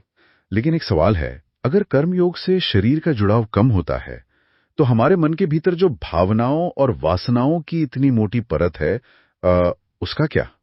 क्या कर्मयोग मन को भी पूरी तरह साफ कर देता है? नहीं, और यहीं पर दूसरी सीढ़ी का प्रवेश होता है, जिसे भक्ति और वैराग्य कहा गया है। भक्ति और वैराग्य। देखिए, कर्मयोग में शरीर को साधा, लेकिन मन रूपी आईने पर जो जन्मों जन्मों की इच्छाओं, क्रोध और वासनाओं की धूल जमी है, हम उससे साफ करने का काम भक्ति और वैराग्य करते हैं। अच्छा, तो ये दोनों मिलकर काम करते हैं। हाँ, स्रोत के अनुसार जब तक मन का यह आईना साफ नहीं होगा, तब तक इस पर सत्य का अक्स नहीं पड़ सकता। क्या बात है। तो अब हमारे पास एक ऐसा इंसान है जिसने कर्मयोग से शरीर का मोह छोड़ दिया है और भक्ति से अपने मन के आईने को चमका लिया है। हाँ, तैयारी पूरी हो चुकी है। तो यहाँ आकर उस असली ज्ञान का प्रहार कैसे होता है? क्या ये भी कोई बहुत लंबी प्रक्रिया है या मतलब कोई अचानक घटने वाली घटना है? इसे एक बहुत ही अचानक घटने वाली घटना के रूप में ही दर्शाया गया है, और स्रोत सामग्री हमें इसे समझाने के लिए सीधे राजा जनक और महर्षि अष्टावक्र के संवाद में ले जाती हैं। अष्टावक्र गीता। बिल्कुल। यह संवाद इस बात का सबसे बड़ा प्रमाण है कि जब तैयारी पूरी होती है तो ज्ञान कैसे एक पल में सब कुछ राख कर देता है। एक पल में? हाँ, कहा जाता है कि अष्टावक्र गीता के कुछ ही सूत्र सुनकर राजा जनक ने पलक झपकते ही अपना पूरा साम्राज्य, अपनी उपाधियां और अपना सारा अहंकार त्याग दिया था। एक झटके में सारा साम्राज्य त्याग दिया? हाँ, एकदम से। मतलब ये सुनना किसी मिथक जैसा लगता है। दुनिया में लोग दशकों तक जंगलों में तपस्या करते हैं, फिर भी उनके भीतर का वो जो सूक्ष्म अहंकार है वो नहीं जाता। सही बात है। और यहाँ केवल एक बातचीत, कुछ वाक्यों के आदान प्रदान से इतना बड़ा बदलाव। मतलब अष्टावक्र ने ऐसा क्या कह दिया था जिसने राजा जनक के दिमाग की पूरी प्रोग्रामिंग ही क्रैश कर दी? अष्टावक्र का वार बहुत ही सीधा और निर्मम था। उन्होंने जनक से कोई लंबा चौड़ा दार्शनिक प्रवचन नहीं किया। तो फिर क्या कहा? उन्होंने सिर्फ एक सवाल पूछा, हे राजन, तुम खुद को क्या समझते हो? अरे बाप रे, ये सवाल तो सीधे इंसान की पहचान पर, उसकी आइडेंटिटी पर हमला करता है। बिल्कुल करता है। और जाहिर है जब कोई किसी राजा से ये पूछेगा तो शुरुआत में जवाब वही होंगे जो हम सब देते हैं, जैसे अपना नाम, अपना पद, अपना शरीर, मेरा मतलब है मैं ये हूँ, मैं वो हूँ। हाँ, और अष्टावक्र ने उन सभी जवाबों को एक सिरे से नकार दिया। सबको नकार दिया। हाँ, उन्होंने जो महासूत्र दिया वो आज भी वेदांत और अध्यात्म का सबसे तीखा बयान माना जाता है। अष्टावक्र ने कहा, न पृथ्वी, न जल, न अग्नि, न वायु, न आकाश, तुम इनमें से कुछ भी नहीं हो। कुछ भी नहीं। मतलब जिन 5 तत्वों से ये पूरा ब्रह्मांड बना है, जैसे हमारा अपना शरीर बना है, अष्टावक्र कह रहे हैं कि हमारा अस्तित्व उन तत्वों से पूरी तरह अलग है। यही इस सूत्र की सबसे बड़ी गहराई है। अष्टावक्र आगे समझाते हैं कि तुम केवल और केवल दृष्टा हो। दृष्टा? हाँ, विशुद्ध चेतना, एक साक्षी, विटनेस। इसके अलावा तुम्हारा कोई स्वरूप नहीं है। शरीर पैदा होता है, बीमार पड़ता है, मर जाता है, लेकिन तुम सिर्फ उसे देखने वाले हो। इस केवल दृष्टा होने की बात को अगर आज की आधुनिक दुनिया से जोड़कर देखें तो मेरे दिमाग में एक तस्वीर उभरती है। बताइए, क्या तस्वीर? मान लीजिए कोई इंसान अपने कमरे में बैठा है और उसने वर्चुअल रियलिटी या VR हेडसेट पहन रखा है। हाँ, बहुत अच्छा उदाहरण है। और वो एक बहुत ही खतरनाक गेम खेल रहा है। गेम के अंदर एक अजगर उसके अवतार पर हमला करता है। अब जो इंसान कुर्सी पर बैठा है, उसके दिल की धड़कन तेज हो जाती है, एड्रेनलिन का स्तर बढ़ जाता है, उसे सचमुच पसीना आ रहा है। हाँ, क्योंकि उसे लगता है कि वो खुद उस गेम में है। बिल्कुल, वो पूरी तरह से भूल चुका है कि वो उस गेम के बाहर का हिस्सा है। ये एक बहुत ही शानदार एनालॉजी है।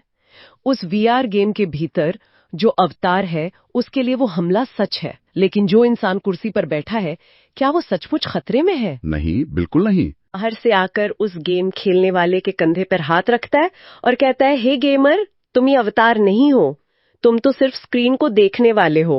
अरे वाह। तुम इस गेम के ग्राफिक्स या कोड नहीं हो, तुम सिर्फ एक साक्षी हो। और अचानक उस इंसान को याद आता है कि अरे वो तो सुरक्षित बाहर बैठा है। तो अष्टावक्र ने जग के साथ यही किया था। बिल्कुल। इस उदाहरण से हम बंधन की जो असली परिभाषा है उसे बहुत सटीकता से डिकोड कर सकते हैं। अक्सर अध्यात्म में माना जाता है कि ये संसार एक जेल है और हमें इससे भागना है। हाँ, अक्सर लोग यही कहते हैं कि दुनिया छोड़ दो। लेकिन अष्टावक्र गीता के नजरिए से बंधन इस दुनिया या संसार में नहीं है। तो फिर कहाँ है? असली बंधन इस धारणा में है कि मैं ये वीआर गेम का कैरेक्टर हूँ। ओह, समझ गया।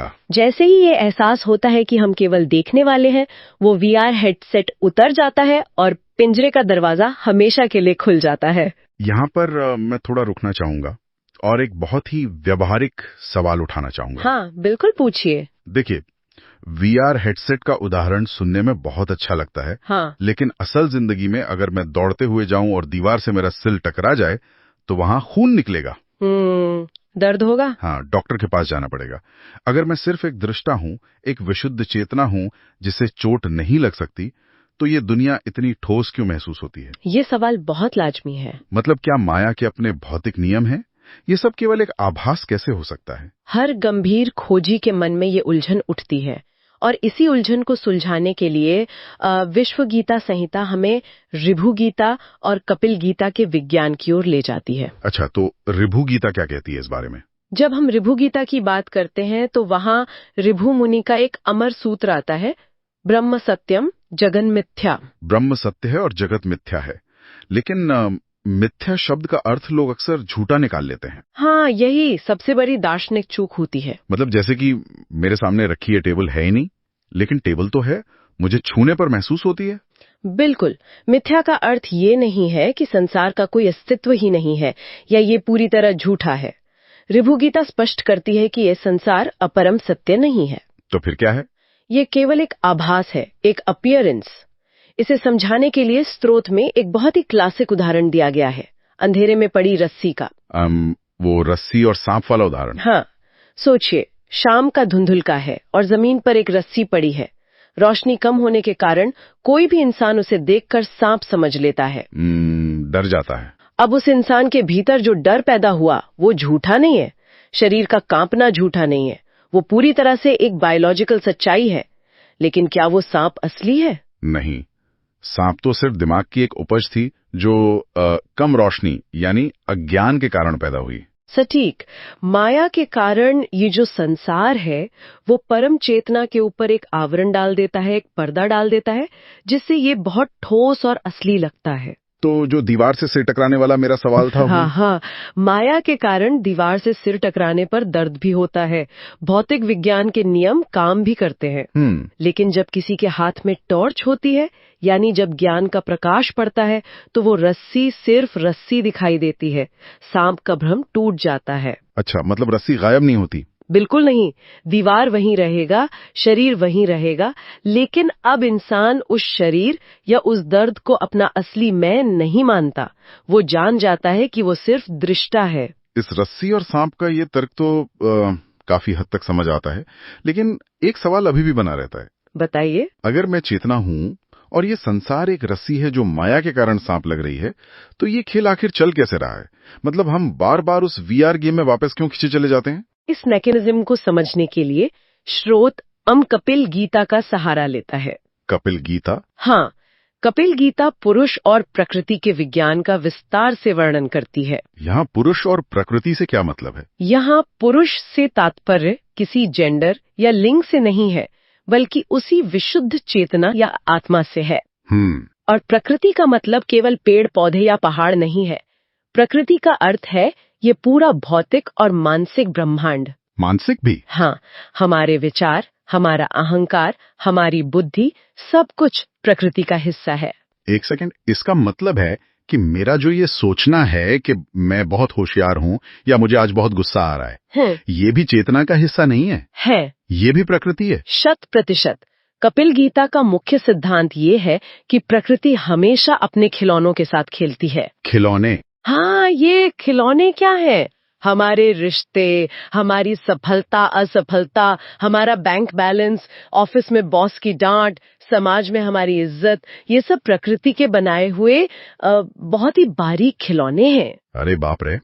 और हम पुरुष यानी साक्षी होते हुए भी प्रकृति के इस शोर शराबे और इन खिलौनों से इतने आकर्षित हो जाते हैं कि हम भूल जाते हैं कि हम कौन हैं। बिल्कुल। इसे अगर हम मान लीजिए सोमवार सुबह की भागदौड़ से जोड़ें, जैसे किसी को एक बहुत ही महत्वपूर्ण जॉब इंटरव्यू के लिए जाना है, बहुत स्ट्रेस होता है, उसे घबराहट हो रही है, पसीना आ रहा है कि अगर नौकरी नहीं मिली तो क्या होगा। तो कपिल गीता के अनुसार वो घबराहट, वो नौकरी, वो इंटरव्यू, ये सब कुछ प्रकृति का एक खिलौना मात्र है जिसमें वो साक्षी उलझ गया है। यही इस दर्शन का पूरा सार है।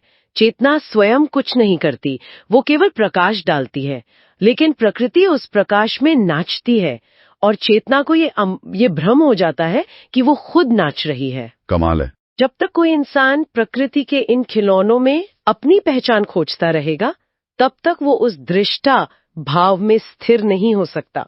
तो अगर हम इस यात्रा के धागों को एक साथ पिरोएं, अष्टावक्र ने हमें बताया कि हम वीआर गेम के बाहर बैठे दृष्टा हैं। हाँ, रिबू मुनि ने समझाया कि गेम के अंदर का सांप सिर्फ एक आभास है। बिल्कुल सही। और कपिल गीता ने बताया कि गेम के ग्राफिक्स और जो टास्क हैं वो प्रकृति के खिलौने हैं। एकदम परफेक्ट समरी। हाँ। अब सवाल ये है कि जब किसी इंसान को ये ज्ञान पूरी तरह से समझ आ जाता है, मतलब वो भीतर तक उतर जाता है, तो उसके भीतर एक आध्यात्मिक या भौतिक स्तर पर क्या बदलाव घटित होता है? क्या कोई स्विच है जो हमेशा के लिए बंद हो जाता है? यहाँ पर स्रोत सामग्री एक बहुत ही गहरे अतकनीकी और आध्यात्मिक रहस्य को उजागर करती है। वो क्या है? जब ये ज्ञान पूरी तरह से स्थापित हो जाता है, तब इंसान का कारण शरीर, जिसे कॉजल बॉडी कहते हैं, वो हमेशा के लिए नष्ट हो जाता है। कारण शरीर। हमने भौतिक शरीर की बात की, फिजिकल बॉडी, जिसे कर्म योग साधता है। हाँ। हमने सूक्ष्म शरीर या मन की बात की, जिससे भक्ति और वैराग्य साफ करते हैं। लेकिन ये तीसरा कारण शरीर क्या बला है? इसे समझने के लिए हमें इसके नाम पर ही गौर करना होगा। कारण शरीर, यह वो बीज है जो बाकी शरीरों के पैदा होने का कारण है।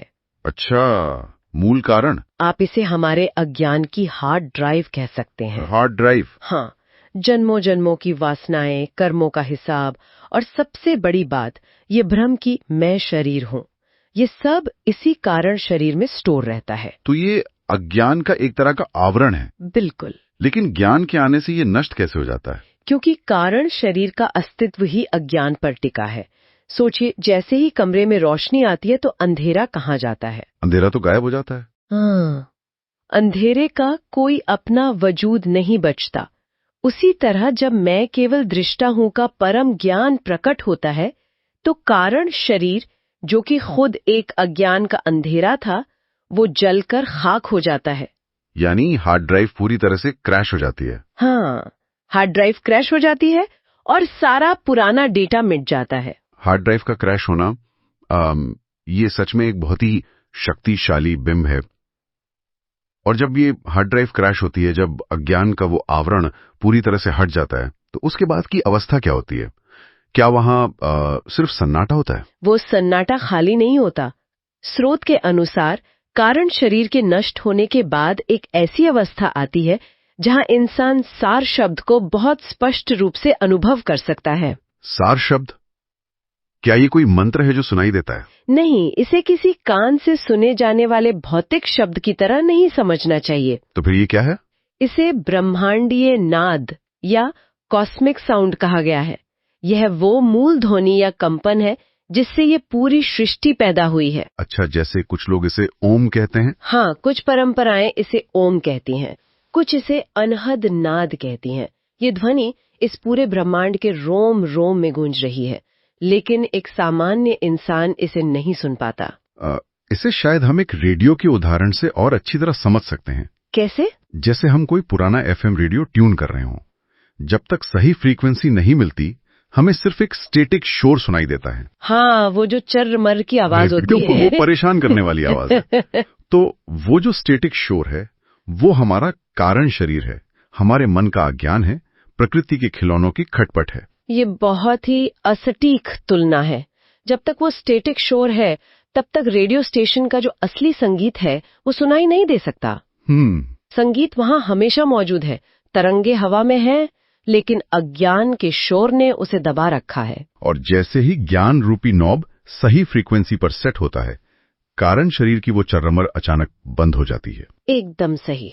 और तब ब्रह्मांड का वो असली संगीत, वो सार शब्द पूरी स्पष्टता के साथ प्रकट हो जाता है। हाँ, यानी ये कोई नई चीज नहीं है जो बाहर से आई है, ये तो हमेशा से हमारे भीतर गूंज रही थी। यही इस पूरी यात्रा का सबसे बड़ा आहा मोमेंट है। वाकई। कर्मयोग, वैराग्य, साक्षी भाव, प्रकृति को जानना, ये सब केवल उस रेडियो के स्टैटिक शोर को कम करने की प्रक्रिया थी। और जब ये सार शब्द मिल जाता है तो स्रोत के अनुसार इसका मतलब है कि आत्मा को अंततः अपने पिता के घर का पता मिल गया है। पिता के घर का पता, ये बहुत ही काव्यात्मक और सुकून देने वाली बात है। एक भटकी हुई पहचान का अपने मूल स्वरूप में लौटाना। और ये वापसी भी अंतिम नहीं है। अच्छा, इसके आगे भी कुछ है? हाँ, स्रोत सामग्री में एक अंतिम चरण का उल्लेख है। जब प्रलय का समय आता है, जब ये सारा ब्रह्मांड, सारा आभास और माया समेट ली जाती है, तब वो आत्मा अनामी पद में प्रवेश करती है। अनामी पद यानी एक ऐसा स्थान या अवस्था जिसका कोई नाम नहीं है। अनाम? हाँ, ये एक ऐसी अवस्था है जो नाम, रूप, आकार और गुणों से पूरी तरह परे है। वहाँ कोई द्वैत नहीं है, कोई दृष्टा और दृश्य का भेद नहीं है। हाँ। वहाँ केवल विशुद्ध, अनंत और परम शून्यता है। वही हमारा असली और अंतिम घर है। ये पूरी चर्चा सच में एक बहुत लंबी और गहरी यात्रा रही है। बिल्कुल। हमने शुरुआत एक ऐसे इंसान से की थी जो खुद को सिर्फ शरीर और मन का पुलिंदा मानता था। हाँ। फिर हमने अष्टावक्र के साथ जाना कि वो तो केवल एक दृष्टा है, एक वीआर गेमर है जो बाहर बैठा है। सही। फिर ऋभु और कपिल गीता ने हमें समझाया कि ये जो दुनिया इतनी ठोस लग रही है, ये सिर्फ प्रकृति के खिलौने हैं, अज्ञान के अंधेरे में दिखने वाला सांप है। और अंततः हमने ये समझा कि कैसे ज्ञान की एक किरण उस कारण शरीर रूपी अमार का ड्राइव को क्रैश कर देती है। बिल्कुल। जिससे वो ब्रह्मांडीय नाद या सार शब्द गूंज उठता है और आत्मा अनामी पद की ओर अपनी अंतिम उड़ान भरती है। एकदम सही कहा आपने। इस ज्ञान के बाद दुनिया को देखने का नजरिया कभी पहले जैसा नहीं रह सकता, बिल्कुल नहीं रह सकता। और इसी विचार के साथ हम आज के इस अध्ययन को, इस गहन चर्चा को विराम देंगे। लेकिन जाने से पहले एक ऐसा विचार जिसे कोई भी अपने एकांत में टटोल सकता है। जरा सोचिए, अगर हमारा असली स्वरूप केवल एक शांत दृष्टा है, केवल एक साक्षी है, और हमारी सारी चिंताएं, हमारी पहचान, हमारा बैंक बैलेंस, हमारी सामाजिक छवि, ये सब कुछ सिर्फ प्रकृति के खिलौने और माया का एक आभास मात्र है। मेरा मतलब है, सिर्फ एक खेल है। हाँ, एक आभास। तो कल सुबह जब कोई बहुत बड़ी व्यवहारिक समस्या दरवाजा खटखटाएगी, जब कोई चुनौती डराने की कोशिश करेगी, तो क्या नजरिया वही रहेगा जो आज सुबह था? ये सोचने वाली बात है। या फिर आईने के सामने खड़े होकर उस साफ आईने में अपनी कोई स्थिर पहचान ना पाकर भी एक साक्षी की तरह उस समस्या को सिर्फ एक रस्सी में दिखने वाला सांप मानकर इंसान बस मुस्कुरा देगा? सोचिएगा जरूर। सोचिए कि एक इंसान अपनी पूरी जिंदगी, मतलब अपना पूरा का पूरा समय, एक बेहद एडवांस्ड और करोड़ों डॉलर के सुपर कंप्यूटर को मेंटेन करने में लगा देता है। अच्छा। हाँ, वो रोज उसकी स्क्रीन को चमकाता है, कीबोर्ड की धूल साफ करता है, और ये भी पक्का करता है कि सारी केबल सही जगह पर लगी हों। बाहर से देखेंगे ना तो वो मशीन एकदम चमकदार और परफेक्ट दिखती है। बिल्कुल। लेकिन एक दिन अचानक उसे ये एहसास होता है कि अरे, उसे तो पता ही नहीं कि इस कंप्यूटर का पावर बटन कहाँ है, या फिर असल में इस मशीन को बनाया किस लिए गया था। मतलब वो सिर्फ बाहरी ढांचे को संवारने में लगा रहा। हाँ, बिल्कुल। और सच कहूं तो ये काफी बेचैन कर देने वाली स्थिति है। और विडंबना देखिए कि मानव जीवन की जो सबसे बड़ी त्रासदी है ना, वो भी कुछ कुछ ऐसी ही है। सही कहा। लोग अपने पूरे अस्तित्व को सिर्फ उस बाहरी ढांचे तक सीमित मान लेते हैं, जिसे छुआ जा सकता है या देखा जा सकता है, जबकि असली खेल तो उन परतों के भीतर चल रहा है जिन्हें हम नंगी आंखों से देख ही नहीं सकते। एग्जैक्टली। और आज के हमारे इस विशेष गहन अध्ययन में हम ठीक इसी भ्रम को तोड़ने वाले एक महाग्रंथ के अंतिम पड़ाव पर चर्चा करने जा रहे हैं। जी। आज का हमारा विषय कोई सामान्य किताब नहीं है, बल्कि विश्व गीता संहिता की द इटर्नल इको का भाग 6, यानी इसका समापन है। ये बहुत ही दिलचस्प होने वाला है। बिल्कुल। तो हमारा मिशन आज इस 17 अध्यायों की लंबी और जटिल महायात्रा के अंतिम संदेश को समझना है। ये समझना है कि कैसे 60 से ज्यादा प्राचीन गीताओं के बिखरे हुए ज्ञान के मोतियों को इस एक विशाल संहिता में पिरोया गया है। हाँ, और यहाँ जो सबसे आकर्षक बात है ना, वो ये है कि माफ कीजिएगा, वो ये है कि ये सिर्फ किसी स्रोत के आखिरी पन्ने पलटने की बात नहीं है। तो फिर क्या है? ये असल में डिकोड करना है कि इस पूरी यात्रा के बाद आत्मा का मूल स्वरूप कैसे बदलता है। अगर हम इस संहिता के समापन भाग को गहराई से देखें तो ये ज्ञान, कर्म और भक्ति के उस त्रिकोण का बहुत ही वैज्ञानिक विश्लेषण करता है, जो हमारे अस्तित्व के सबसे पुराने सवालों का जवाब देता है। मतलब ये कोई अमूर्त वैचारिक चर्चा नहीं है? नहीं, बिल्कुल नहीं। ये एक स्पष्ट कार्य प्रणाली है कि ये त्रिकोण वास्तव में इंसान के भीतर काम कैसे करता है। चलिए इसे ना थोड़ा और खोलकर समझते हैं। इसी कार्य प्रणाली पर मुझे इस स्रोत का वो हिस्सा सबसे दिलचस्प लगा जहां मानव अस्तित्व को सिर्फ एक शरीर तक सीमित नहीं रखा गया है। जी, ये बहुत अहम बिंदु है। अक्सर हम मानते हैं कि हमारे पास बस एक ही शरीर है ना? वही जो जन्म लेता है, बूढ़ा होता है और अंततः नष्ट हो जाता है। हाँ, आम धारणा तो यही है। लेकिन स्रोत स्पष्ट रूप से अस्तित्व को 3 अलग-अलग शरीरों में बांटता है और उन्हें साधने के लिए 3 बिल्कुल अलग मार्ग बताता है। देखिए, ये जो त्रिस्तरीय विभाजन है ना, ये दर्शन शास्त्र का एक बहुत ही तकनीकी हिस्सा है। मैं समझाती हूँ। स्रोत के अनुसार हमारे अस्तित्व की 3 परतें हैं: स्थूल शरीर, सूक्ष्म शरीर और कारण शरीर। स्थूल, सूक्ष्म और कारण, ठीक है। हाँ, और हर परत का निर्माण अलग तत्व से हुआ है और इसीलिए उनकी अशुद्धियों को दूर करने का तरीका भी पूरी तरह से अलग है। तो स्रोत कहता है कि जो स्थूल शरीर है उसे कर्म के माध्यम से साधा जाता है। बिल्कुल। और इसके भीतर जो सूक्ष्म शरीर है उसे शुद्ध करने के लिए भक्ति की आवश्यकता होती है। और जो सबसे गहरी परत है, कारण शरीर, उसका निर्माण अज्ञान से हुआ है। सही कहा। और उसका नाश सिर्फ ज्ञान के माध्यम से ही हो सकता है। जब मैं ये पढ़ रहा था ना तो वही सुपर कंप्यूटर वाली एनालॉजी मेरे दिमाग में घूम रही थी। अरे वाह! तो इसे कंप्यूटर के नजरिए से कैसे समझा जा सकता है? देखिए, जो भौतिक या स्थूल शरीर है, मतलब हाथ, पैर, इंद्रियां, वो इस सिस्टम का हार्डवेयर है।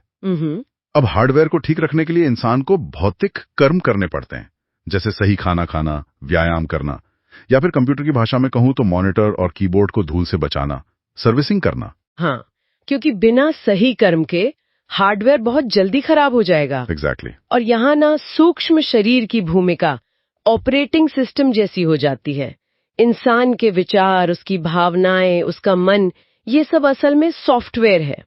सॉफ्टवेयर। हाँ, अगर सॉफ्टवेयर में कोई ग्लिच आ जाए या वायरस घुस जाए तो हार्डवेयर को बाहर से कितना भी साफ कर लिया जाए, सिस्टम काम नहीं करेगा, है ना? बिल्कुल नहीं करेगा। स्रोत यही समझाता है कि इस ऑपरेटिंग सिस्टम के वायरस को, यानी क्रोध, लालच, ईर्ष्या को हटाने के लिए एक बहुत ही पावरफुल एंटीवायरस की जरूरत है, और वो एंटीवायरस भक्ति है। अच्छा, तो भक्ति एक एंटीवायरस की तरह काम करती है। जी, भक्ति मन की भावनाओं को एक उच्च दिशा देकर सूक्ष्म शरीर की सफाई करती है। लेकिन देखिए, यहाँ एक पेच है जिसने मुझे स्रोत में सबसे ज्यादा उलझाया। वो क्या? अगर हार्डवेयर साफ हो गया कर्म से और ऑपरेटिंग सिस्टम में एंटीवायरस भी डल लिया भक्ति से, तो भी स्रोत कहता है कि बात पूरी नहीं हुई। हाँ, बिल्कुल। क्योंकि सबसे अंदरूनी परत यानी कारण शरीर अभी भी बाकी है।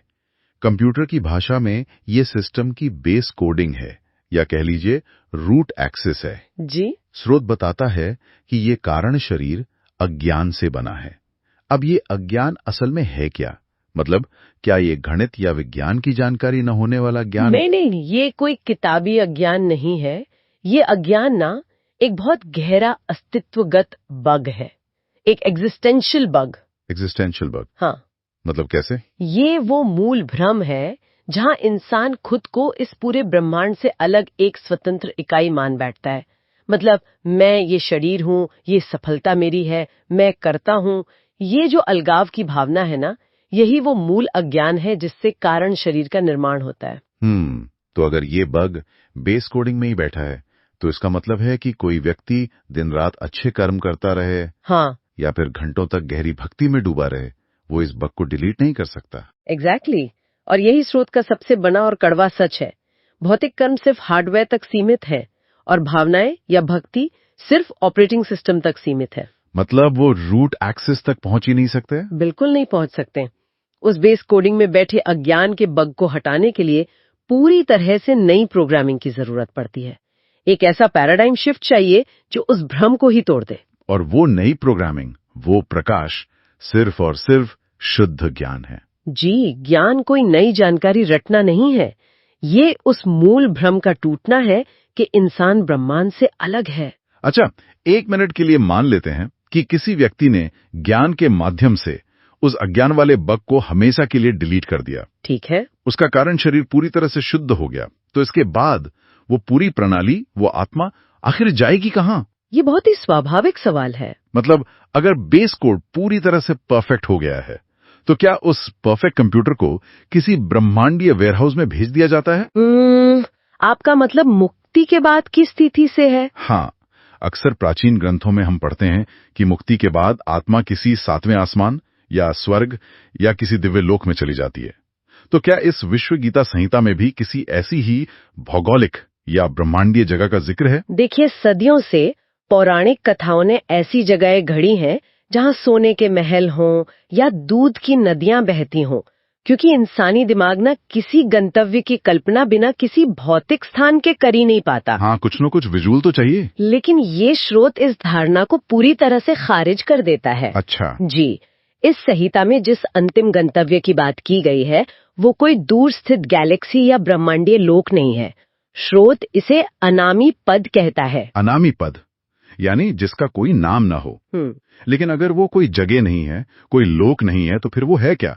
एक तरह का खालीपन? नहीं, ये खालीपन नहीं है, ये एक परम मौन है। स्रोत बहुत स्पष्ट करता है कि अनामी पद इंसान के भीतर की ही एक अवस्था है। भीतर की अवस्था? हाँ, जब स्थूल शरीर के कर्मों का भौतिक शोर शांत हो जाता है, जब सूक्ष्म शरीर की भावनाओं और विचारों की लहरें थम जाती हैं, और जब कारण शरीर का अज्ञान ज्ञान के प्रकाश में पूरी तरह विलीन हो जाता है, तब इन तीनों शोर के खत्म होने के बाद जो शेष बचता है वो एक अछूता, बहुत ही गहरा मौन है। वही मौन अनामी पद है। मतलब ये बाहर जाने की यात्रा नहीं है? बिल्कुल नहीं, ये तो अपने ही भीतर की सबसे गहरी परत पर लौटने की प्रक्रिया है। अरे वाह, मतलब सारा खजाना उस भारी शोर के नीचे पहले से ही दबा पड़ा था। हमें कहीं बाहर नहीं जाना है, बस उस शोर की वॉल्यूम को शून्य पर लाना है। सही कहा। लेकिन एक इंसान अपने भीतर के इतने गहरे शोर को शांत कैसे कर सकता है? मतलब स्रोत में इस मौन तक पहुंचने का मैकेनिज्म क्या बताया गया है? इस परम मौन तक पहुंचने के लिए संहिता में एक बहुत ही सूक्ष्म प्रक्रिया का उल्लेख है, और वो है सार शब्द की गूंज को सुनना। सार शब्द? क्या ये कोई खास मंत्र है जिसे होठों से जपना होता है, या कोई भाषाई शब्द है जिसे बार बार दोहराना है? स्रोत के अनुसार ये कोई ऐसा शब्द नहीं है जिसे किसी भी इंसानी भाषा में लिखा या बोला जा सके। तो फिर यह है क्या? सार शब्द असल में अस्तित्व की मूल धड़कन है, ब्रह्मांड का वो आदिनाद है जो हर पल हर जगह गूंज रहा है। इसे इस तरह समझा जा सकता है कि ये वो गूंज है जो आत्मा को वापस अपने मूल स्रोत की ओर लौटने के लिए अनंत काल से पुकार रही है। लेकिन एक बात बताइए, अगर वो पुकार हमेशा से वहां है और हर पल गूंज रही है, तो हमें वो सुनाई क्यों नहीं देती? क्योंकि इंसान बाहर के शोर में इतना व्यस्त है। सोचिए, जब तक कोई व्यक्ति एक भीड़ भाड़ वाले शोर शराबे वाले चौराहे पर खड़ा होकर दुनिया भर की आवाजें सुन रहा है, हाँ, तो उसे वो बहुत ही धीमी सूक्ष्म ब्रह्मांडीय पुकार कैसे सुनाई देगी? सार शब्द बाहर के कानों से नहीं सुना जाता। तो फिर कैसे सुना जाता है? जब कर्म, भक्ति और ज्ञान के समन्वय से तीनों शरीरों का शोर बंद होता है, तब वो सार शब्द इंसान के अपने ही भीतर से प्रकट होता है और आत्मा को खींचकर उस अनामी पद के परम मौन में विलीन कर देता है। सच कहूं तो ये दर्शन सुनने में बहुत ही गहरा और रहस्यमय लगता है। जी, लेकिन यहाँ ना एक बहुत बड़ा व्यवहारिक सवाल खड़ा होता है। वो क्या? अगर इंसान के भीतर का वो परम मौन ही अंतिम सत्य है, अगर ये बाहरी दुनिया सिर्फ एक भ्रम है, एक शोर है जिसे शांत करना है, तो इसका सीधा सा मतलब तो यही निकलता है कि इंसान को समाज से कट जाना चाहिए। मैं समझ रही हूँ आप क्या कह रहे हैं। मतलब श्रोताओं के मन में आता होगा कि क्या इस संहिता का अंतिम निष्कर्ष ये है कि इंसान को अपना कामकाज, नौकरी, परिवार की जिम्मेदारियां छोड़कर किसी पहाड़ की गुफा में जाके बैठ जाना चाहिए? देखिए, यहीं पर अक्सर महान दार्शनिक विचारों की सबसे गलत व्याख्या होती है। अगर कोई भी आध्यात्मिक ज्ञान जीवन से पलायन सिखाता है ना, तो वो ज्ञान अधूरा है, अच्छा, समर्थन नहीं करता। तो फिर संतुलन कैसे बनेगा? मान लीजिए कोई व्यक्ति मंगलवार की सुबह एक बहुत ही तनावपूर्ण कॉर्पोरेट मीटिंग में बैठा है, हाँ, या फिर घंटों से एक भयानक ट्रैफिक जाम में फंसा हुआ है। वो इंसान उस परम मौन या अनामी पद के दर्शन को अपने उस अस्त व्यस्त जीवन में कैसे लागू कर सकता है? इस सवाल का जवाब संहिता के सबसे शक्तिशाली और व्यवहारिक संदेश में छिपा है। स्रोत कहता है, संसार को अपना कर्तव्य क्षेत्र मानिए, लेकिन अपने हृदय को उस अनामी के लिए आरक्षित रखिए। कर्तव्य क्षेत्र। जी, इसे आधुनिक भाषा में डिटैच्ड एंगेजमेंट या तटस्थ संलग्नता कहा जा सकता है। संसार को कर्तव्य क्षेत्र मानिए, यानी काम से भागना नहीं है। बिल्कुल नहीं। उस ट्रैफिक जाम वाले उदाहरण को ही लेते हैं। जो व्यक्ति इस ज्ञान को समझ चुका है, उसका स्थूल शरीर यानी हार्डवेयर उस ट्रैफिक में गाड़ी चला रहा है, क्लच और ब्रेक दबा रहा है, मतलब वो अपना कर्म कर रहा है। हाँ, बाहर से सब नॉर्मल है। और उसका सूक्ष्म शरीर यानी सॉफ्टवेयर उस स्थिति में क्रोधित या विचलित नहीं हो रहा है, क्योंकि भक्ति ने उसे शांत रखा है।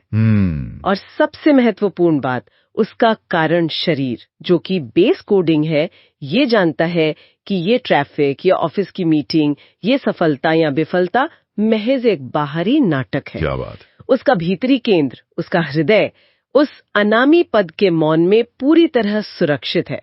वो व्यक्ति पूरी तरह से दुनिया में शामिल है, लेकिन दुनिया का तनाव उसके भीतर प्रवेश नहीं कर पा रहा है। ये तो उसी कमल के फूल वाली बात हो गई ना, जो कीचड़ और पानी के बीच रहता है, खिलता है, लेकिन पानी की एक बूंद भी उसे गीला नहीं कर पाती। एग्जैक्टली। तो दुनिया के वायरस से पूरी तरह छूता रहता है। ये सच में एक बेहतरीन ब्लूप्रिंट है कि कैसे इतने भारी भरकम दर्शन को रोजमर्रा के जीवन में उतारा जा सकता है। बिल्कुल। और इसी ब्लूप्रिंट को एक व्यवस्थित आकार देने का जो भगीरथ प्रयास इस संहिता में किया गया है, उसके लिए इसे संकलित करने वाले लेखक का योगदान समझना भी बेहद जरूरी है। जी, डॉक्टर अरुण रामचंद्र शेलार। हाँ, जो एमए और विद्या वाचस्पति यानी पीएचडी हैं, उन्होंने 60 से अधिक प्राचीन गीताओं के गूढ़ और बिखरे हुए ज्ञान को बड़ी मेहनत से एक सूत्र में पिरोया है। 60 से अधिक गीताओं का अध्ययन करके उनमें से एक समान धागा ढूंढना और फिर उसे 17 अध्यायों की इस महायात्रा में इस तरह से प्रस्तुत करना कि कोई भी इंसान इसके विज्ञान को समझ सके,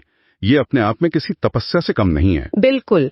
और लेखक का बड़प्पन इस बात में है कि वे इसे अपनी कोई निजी उपलब्धि या संपत्ति नहीं मानते। स्रोत में स्पष्ट रूप से कहा गया है कि ये विश्व गीता संहिता अब जनमानस की धरोहर है। धरोहर है। हाँ, उनका आह्वान है कि इस ज्ञान को एक बार पढ़कर अलमारी में न रखा जाए, बल्कि इसे बार बार सुना जाए, इस पर मनन किया जाए और इस दिव्य प्रकाश को जन जन तक पहुंचाया जाए। यहाँ तक कि जो लोग इस मार्ग पर सिर्फ बौद्धिक स्तर पर ही नहीं, बल्कि व्यवहारिक रूप से और गहराई से चलना चाहते हैं, उनके लिए स्रोत में एक सीधा रास्ता भी खोला गया है। जी। डॉक्टर शेलार ने एक संपर्क सूत्र भी दिया है, सार शब्द @gmail.com, मतलब SARSHABAD@gmail.com। हाँ, ये दिखाता है कि ये कोई बंद किताब नहीं है, बल्कि सत्य की खोज में आगे बढ़ने का एक खुला निमंत्रण है। बिल्कुल। और ये निमंत्रण ही इस पूरी महायात्रा का असली सार है। 17 अध्यायों की ये यात्रा, जो विभिन्न दार्शनिक मार्गों, कर्म, भक्ति और ज्ञान के जटिल रास्तों से होकर गुजरी है, वो अब अपने अंतिम बिंदु पर आ गई है। और ये समापन भी बहुत ही ब्रह्मांडी और शक्तिशाली तरीके से होता है। जी। स्रोत के अंत में जो अंतिम उद्घोष है, वो किसी बहुत बड़े धमाके के साथ नहीं, बल्कि एक दिव्य मौन के संगीत के साथ होता है। इति विश्व गीता संहिता, शांति शांति शांति। और ये 3 बार शांति का उच्चारण ना महज एक परंपरा नहीं है। तो क्या है? ये असल में हमारे उन्हीं 3 शरीरों, स्थूल, सूक्ष्म और कारण शरीर के पूर्ण रूप से शांत हो जाने का प्रतीक है। अरे वाह! जो चेतना अज्ञान की घोर अशांति और भटकन से शुरू हुई थी, वो तीनों परतों को पार करते हुए अंततः अपने ही परम मौन, अपने अनामी पद में विश्राम पा चुकी है। सच में ये पूरी चर्चा कोई जानकारी का ओवरलोड नहीं थी, बल्कि हमारे जटिल जीवन के शोर के बीच उस मौन को ढूंढने का एक नक्शा था। एक ऐसा नक्शा जहां मंजिल कहीं बाहर नहीं, बल्कि ठीक हमारे भीतर है। बिल्कुल सही कहा आपने। लेकिन अब जब ये महायात्रा अपने अंत पर आई गई है और सब कुछ मौन में विलीन हो रहा है, तो मेरे दिमाग में एक बहुत ही गहरा विरोधाभास अटक गया है, जिसने मुझे सोचने पर मजबूर कर दिया है। अच्छा, ऐसा कौन सा विरोधाभास? देखिए, सोचने वाली बात यह है कि अगर आत्मा का अंतिम लक्ष्य अनामी पद है। हाँ, यानी एक ऐसी अवस्था जिसका कोई नाम ही नहीं है, जिसका कोई रूप नहीं है, और जो सिर्फ और सिर्फ एक परम मौन का प्रतीक है। तो उस अनाम और मौन तक पहुंचने के लिए इंसान को 60 से अधिक प्राचीन गीताओं और 17 विशाल अध्यायों के इतने सारे शब्दों की आवश्यकता क्यों पड़ी? क्या ज्ञान के ये सारे शब्द महज एक सीढ़ी की तरह हैं, जिनका इस्तेमाल करके अंततः उस मौन की छत पे पहुंचना होता है? और एक बार छत पे पहुंच गए तो क्या उन शब्दों की सीढ़ी को भी हमेशा के लिए पीछे छोड़ देना पड़ता है?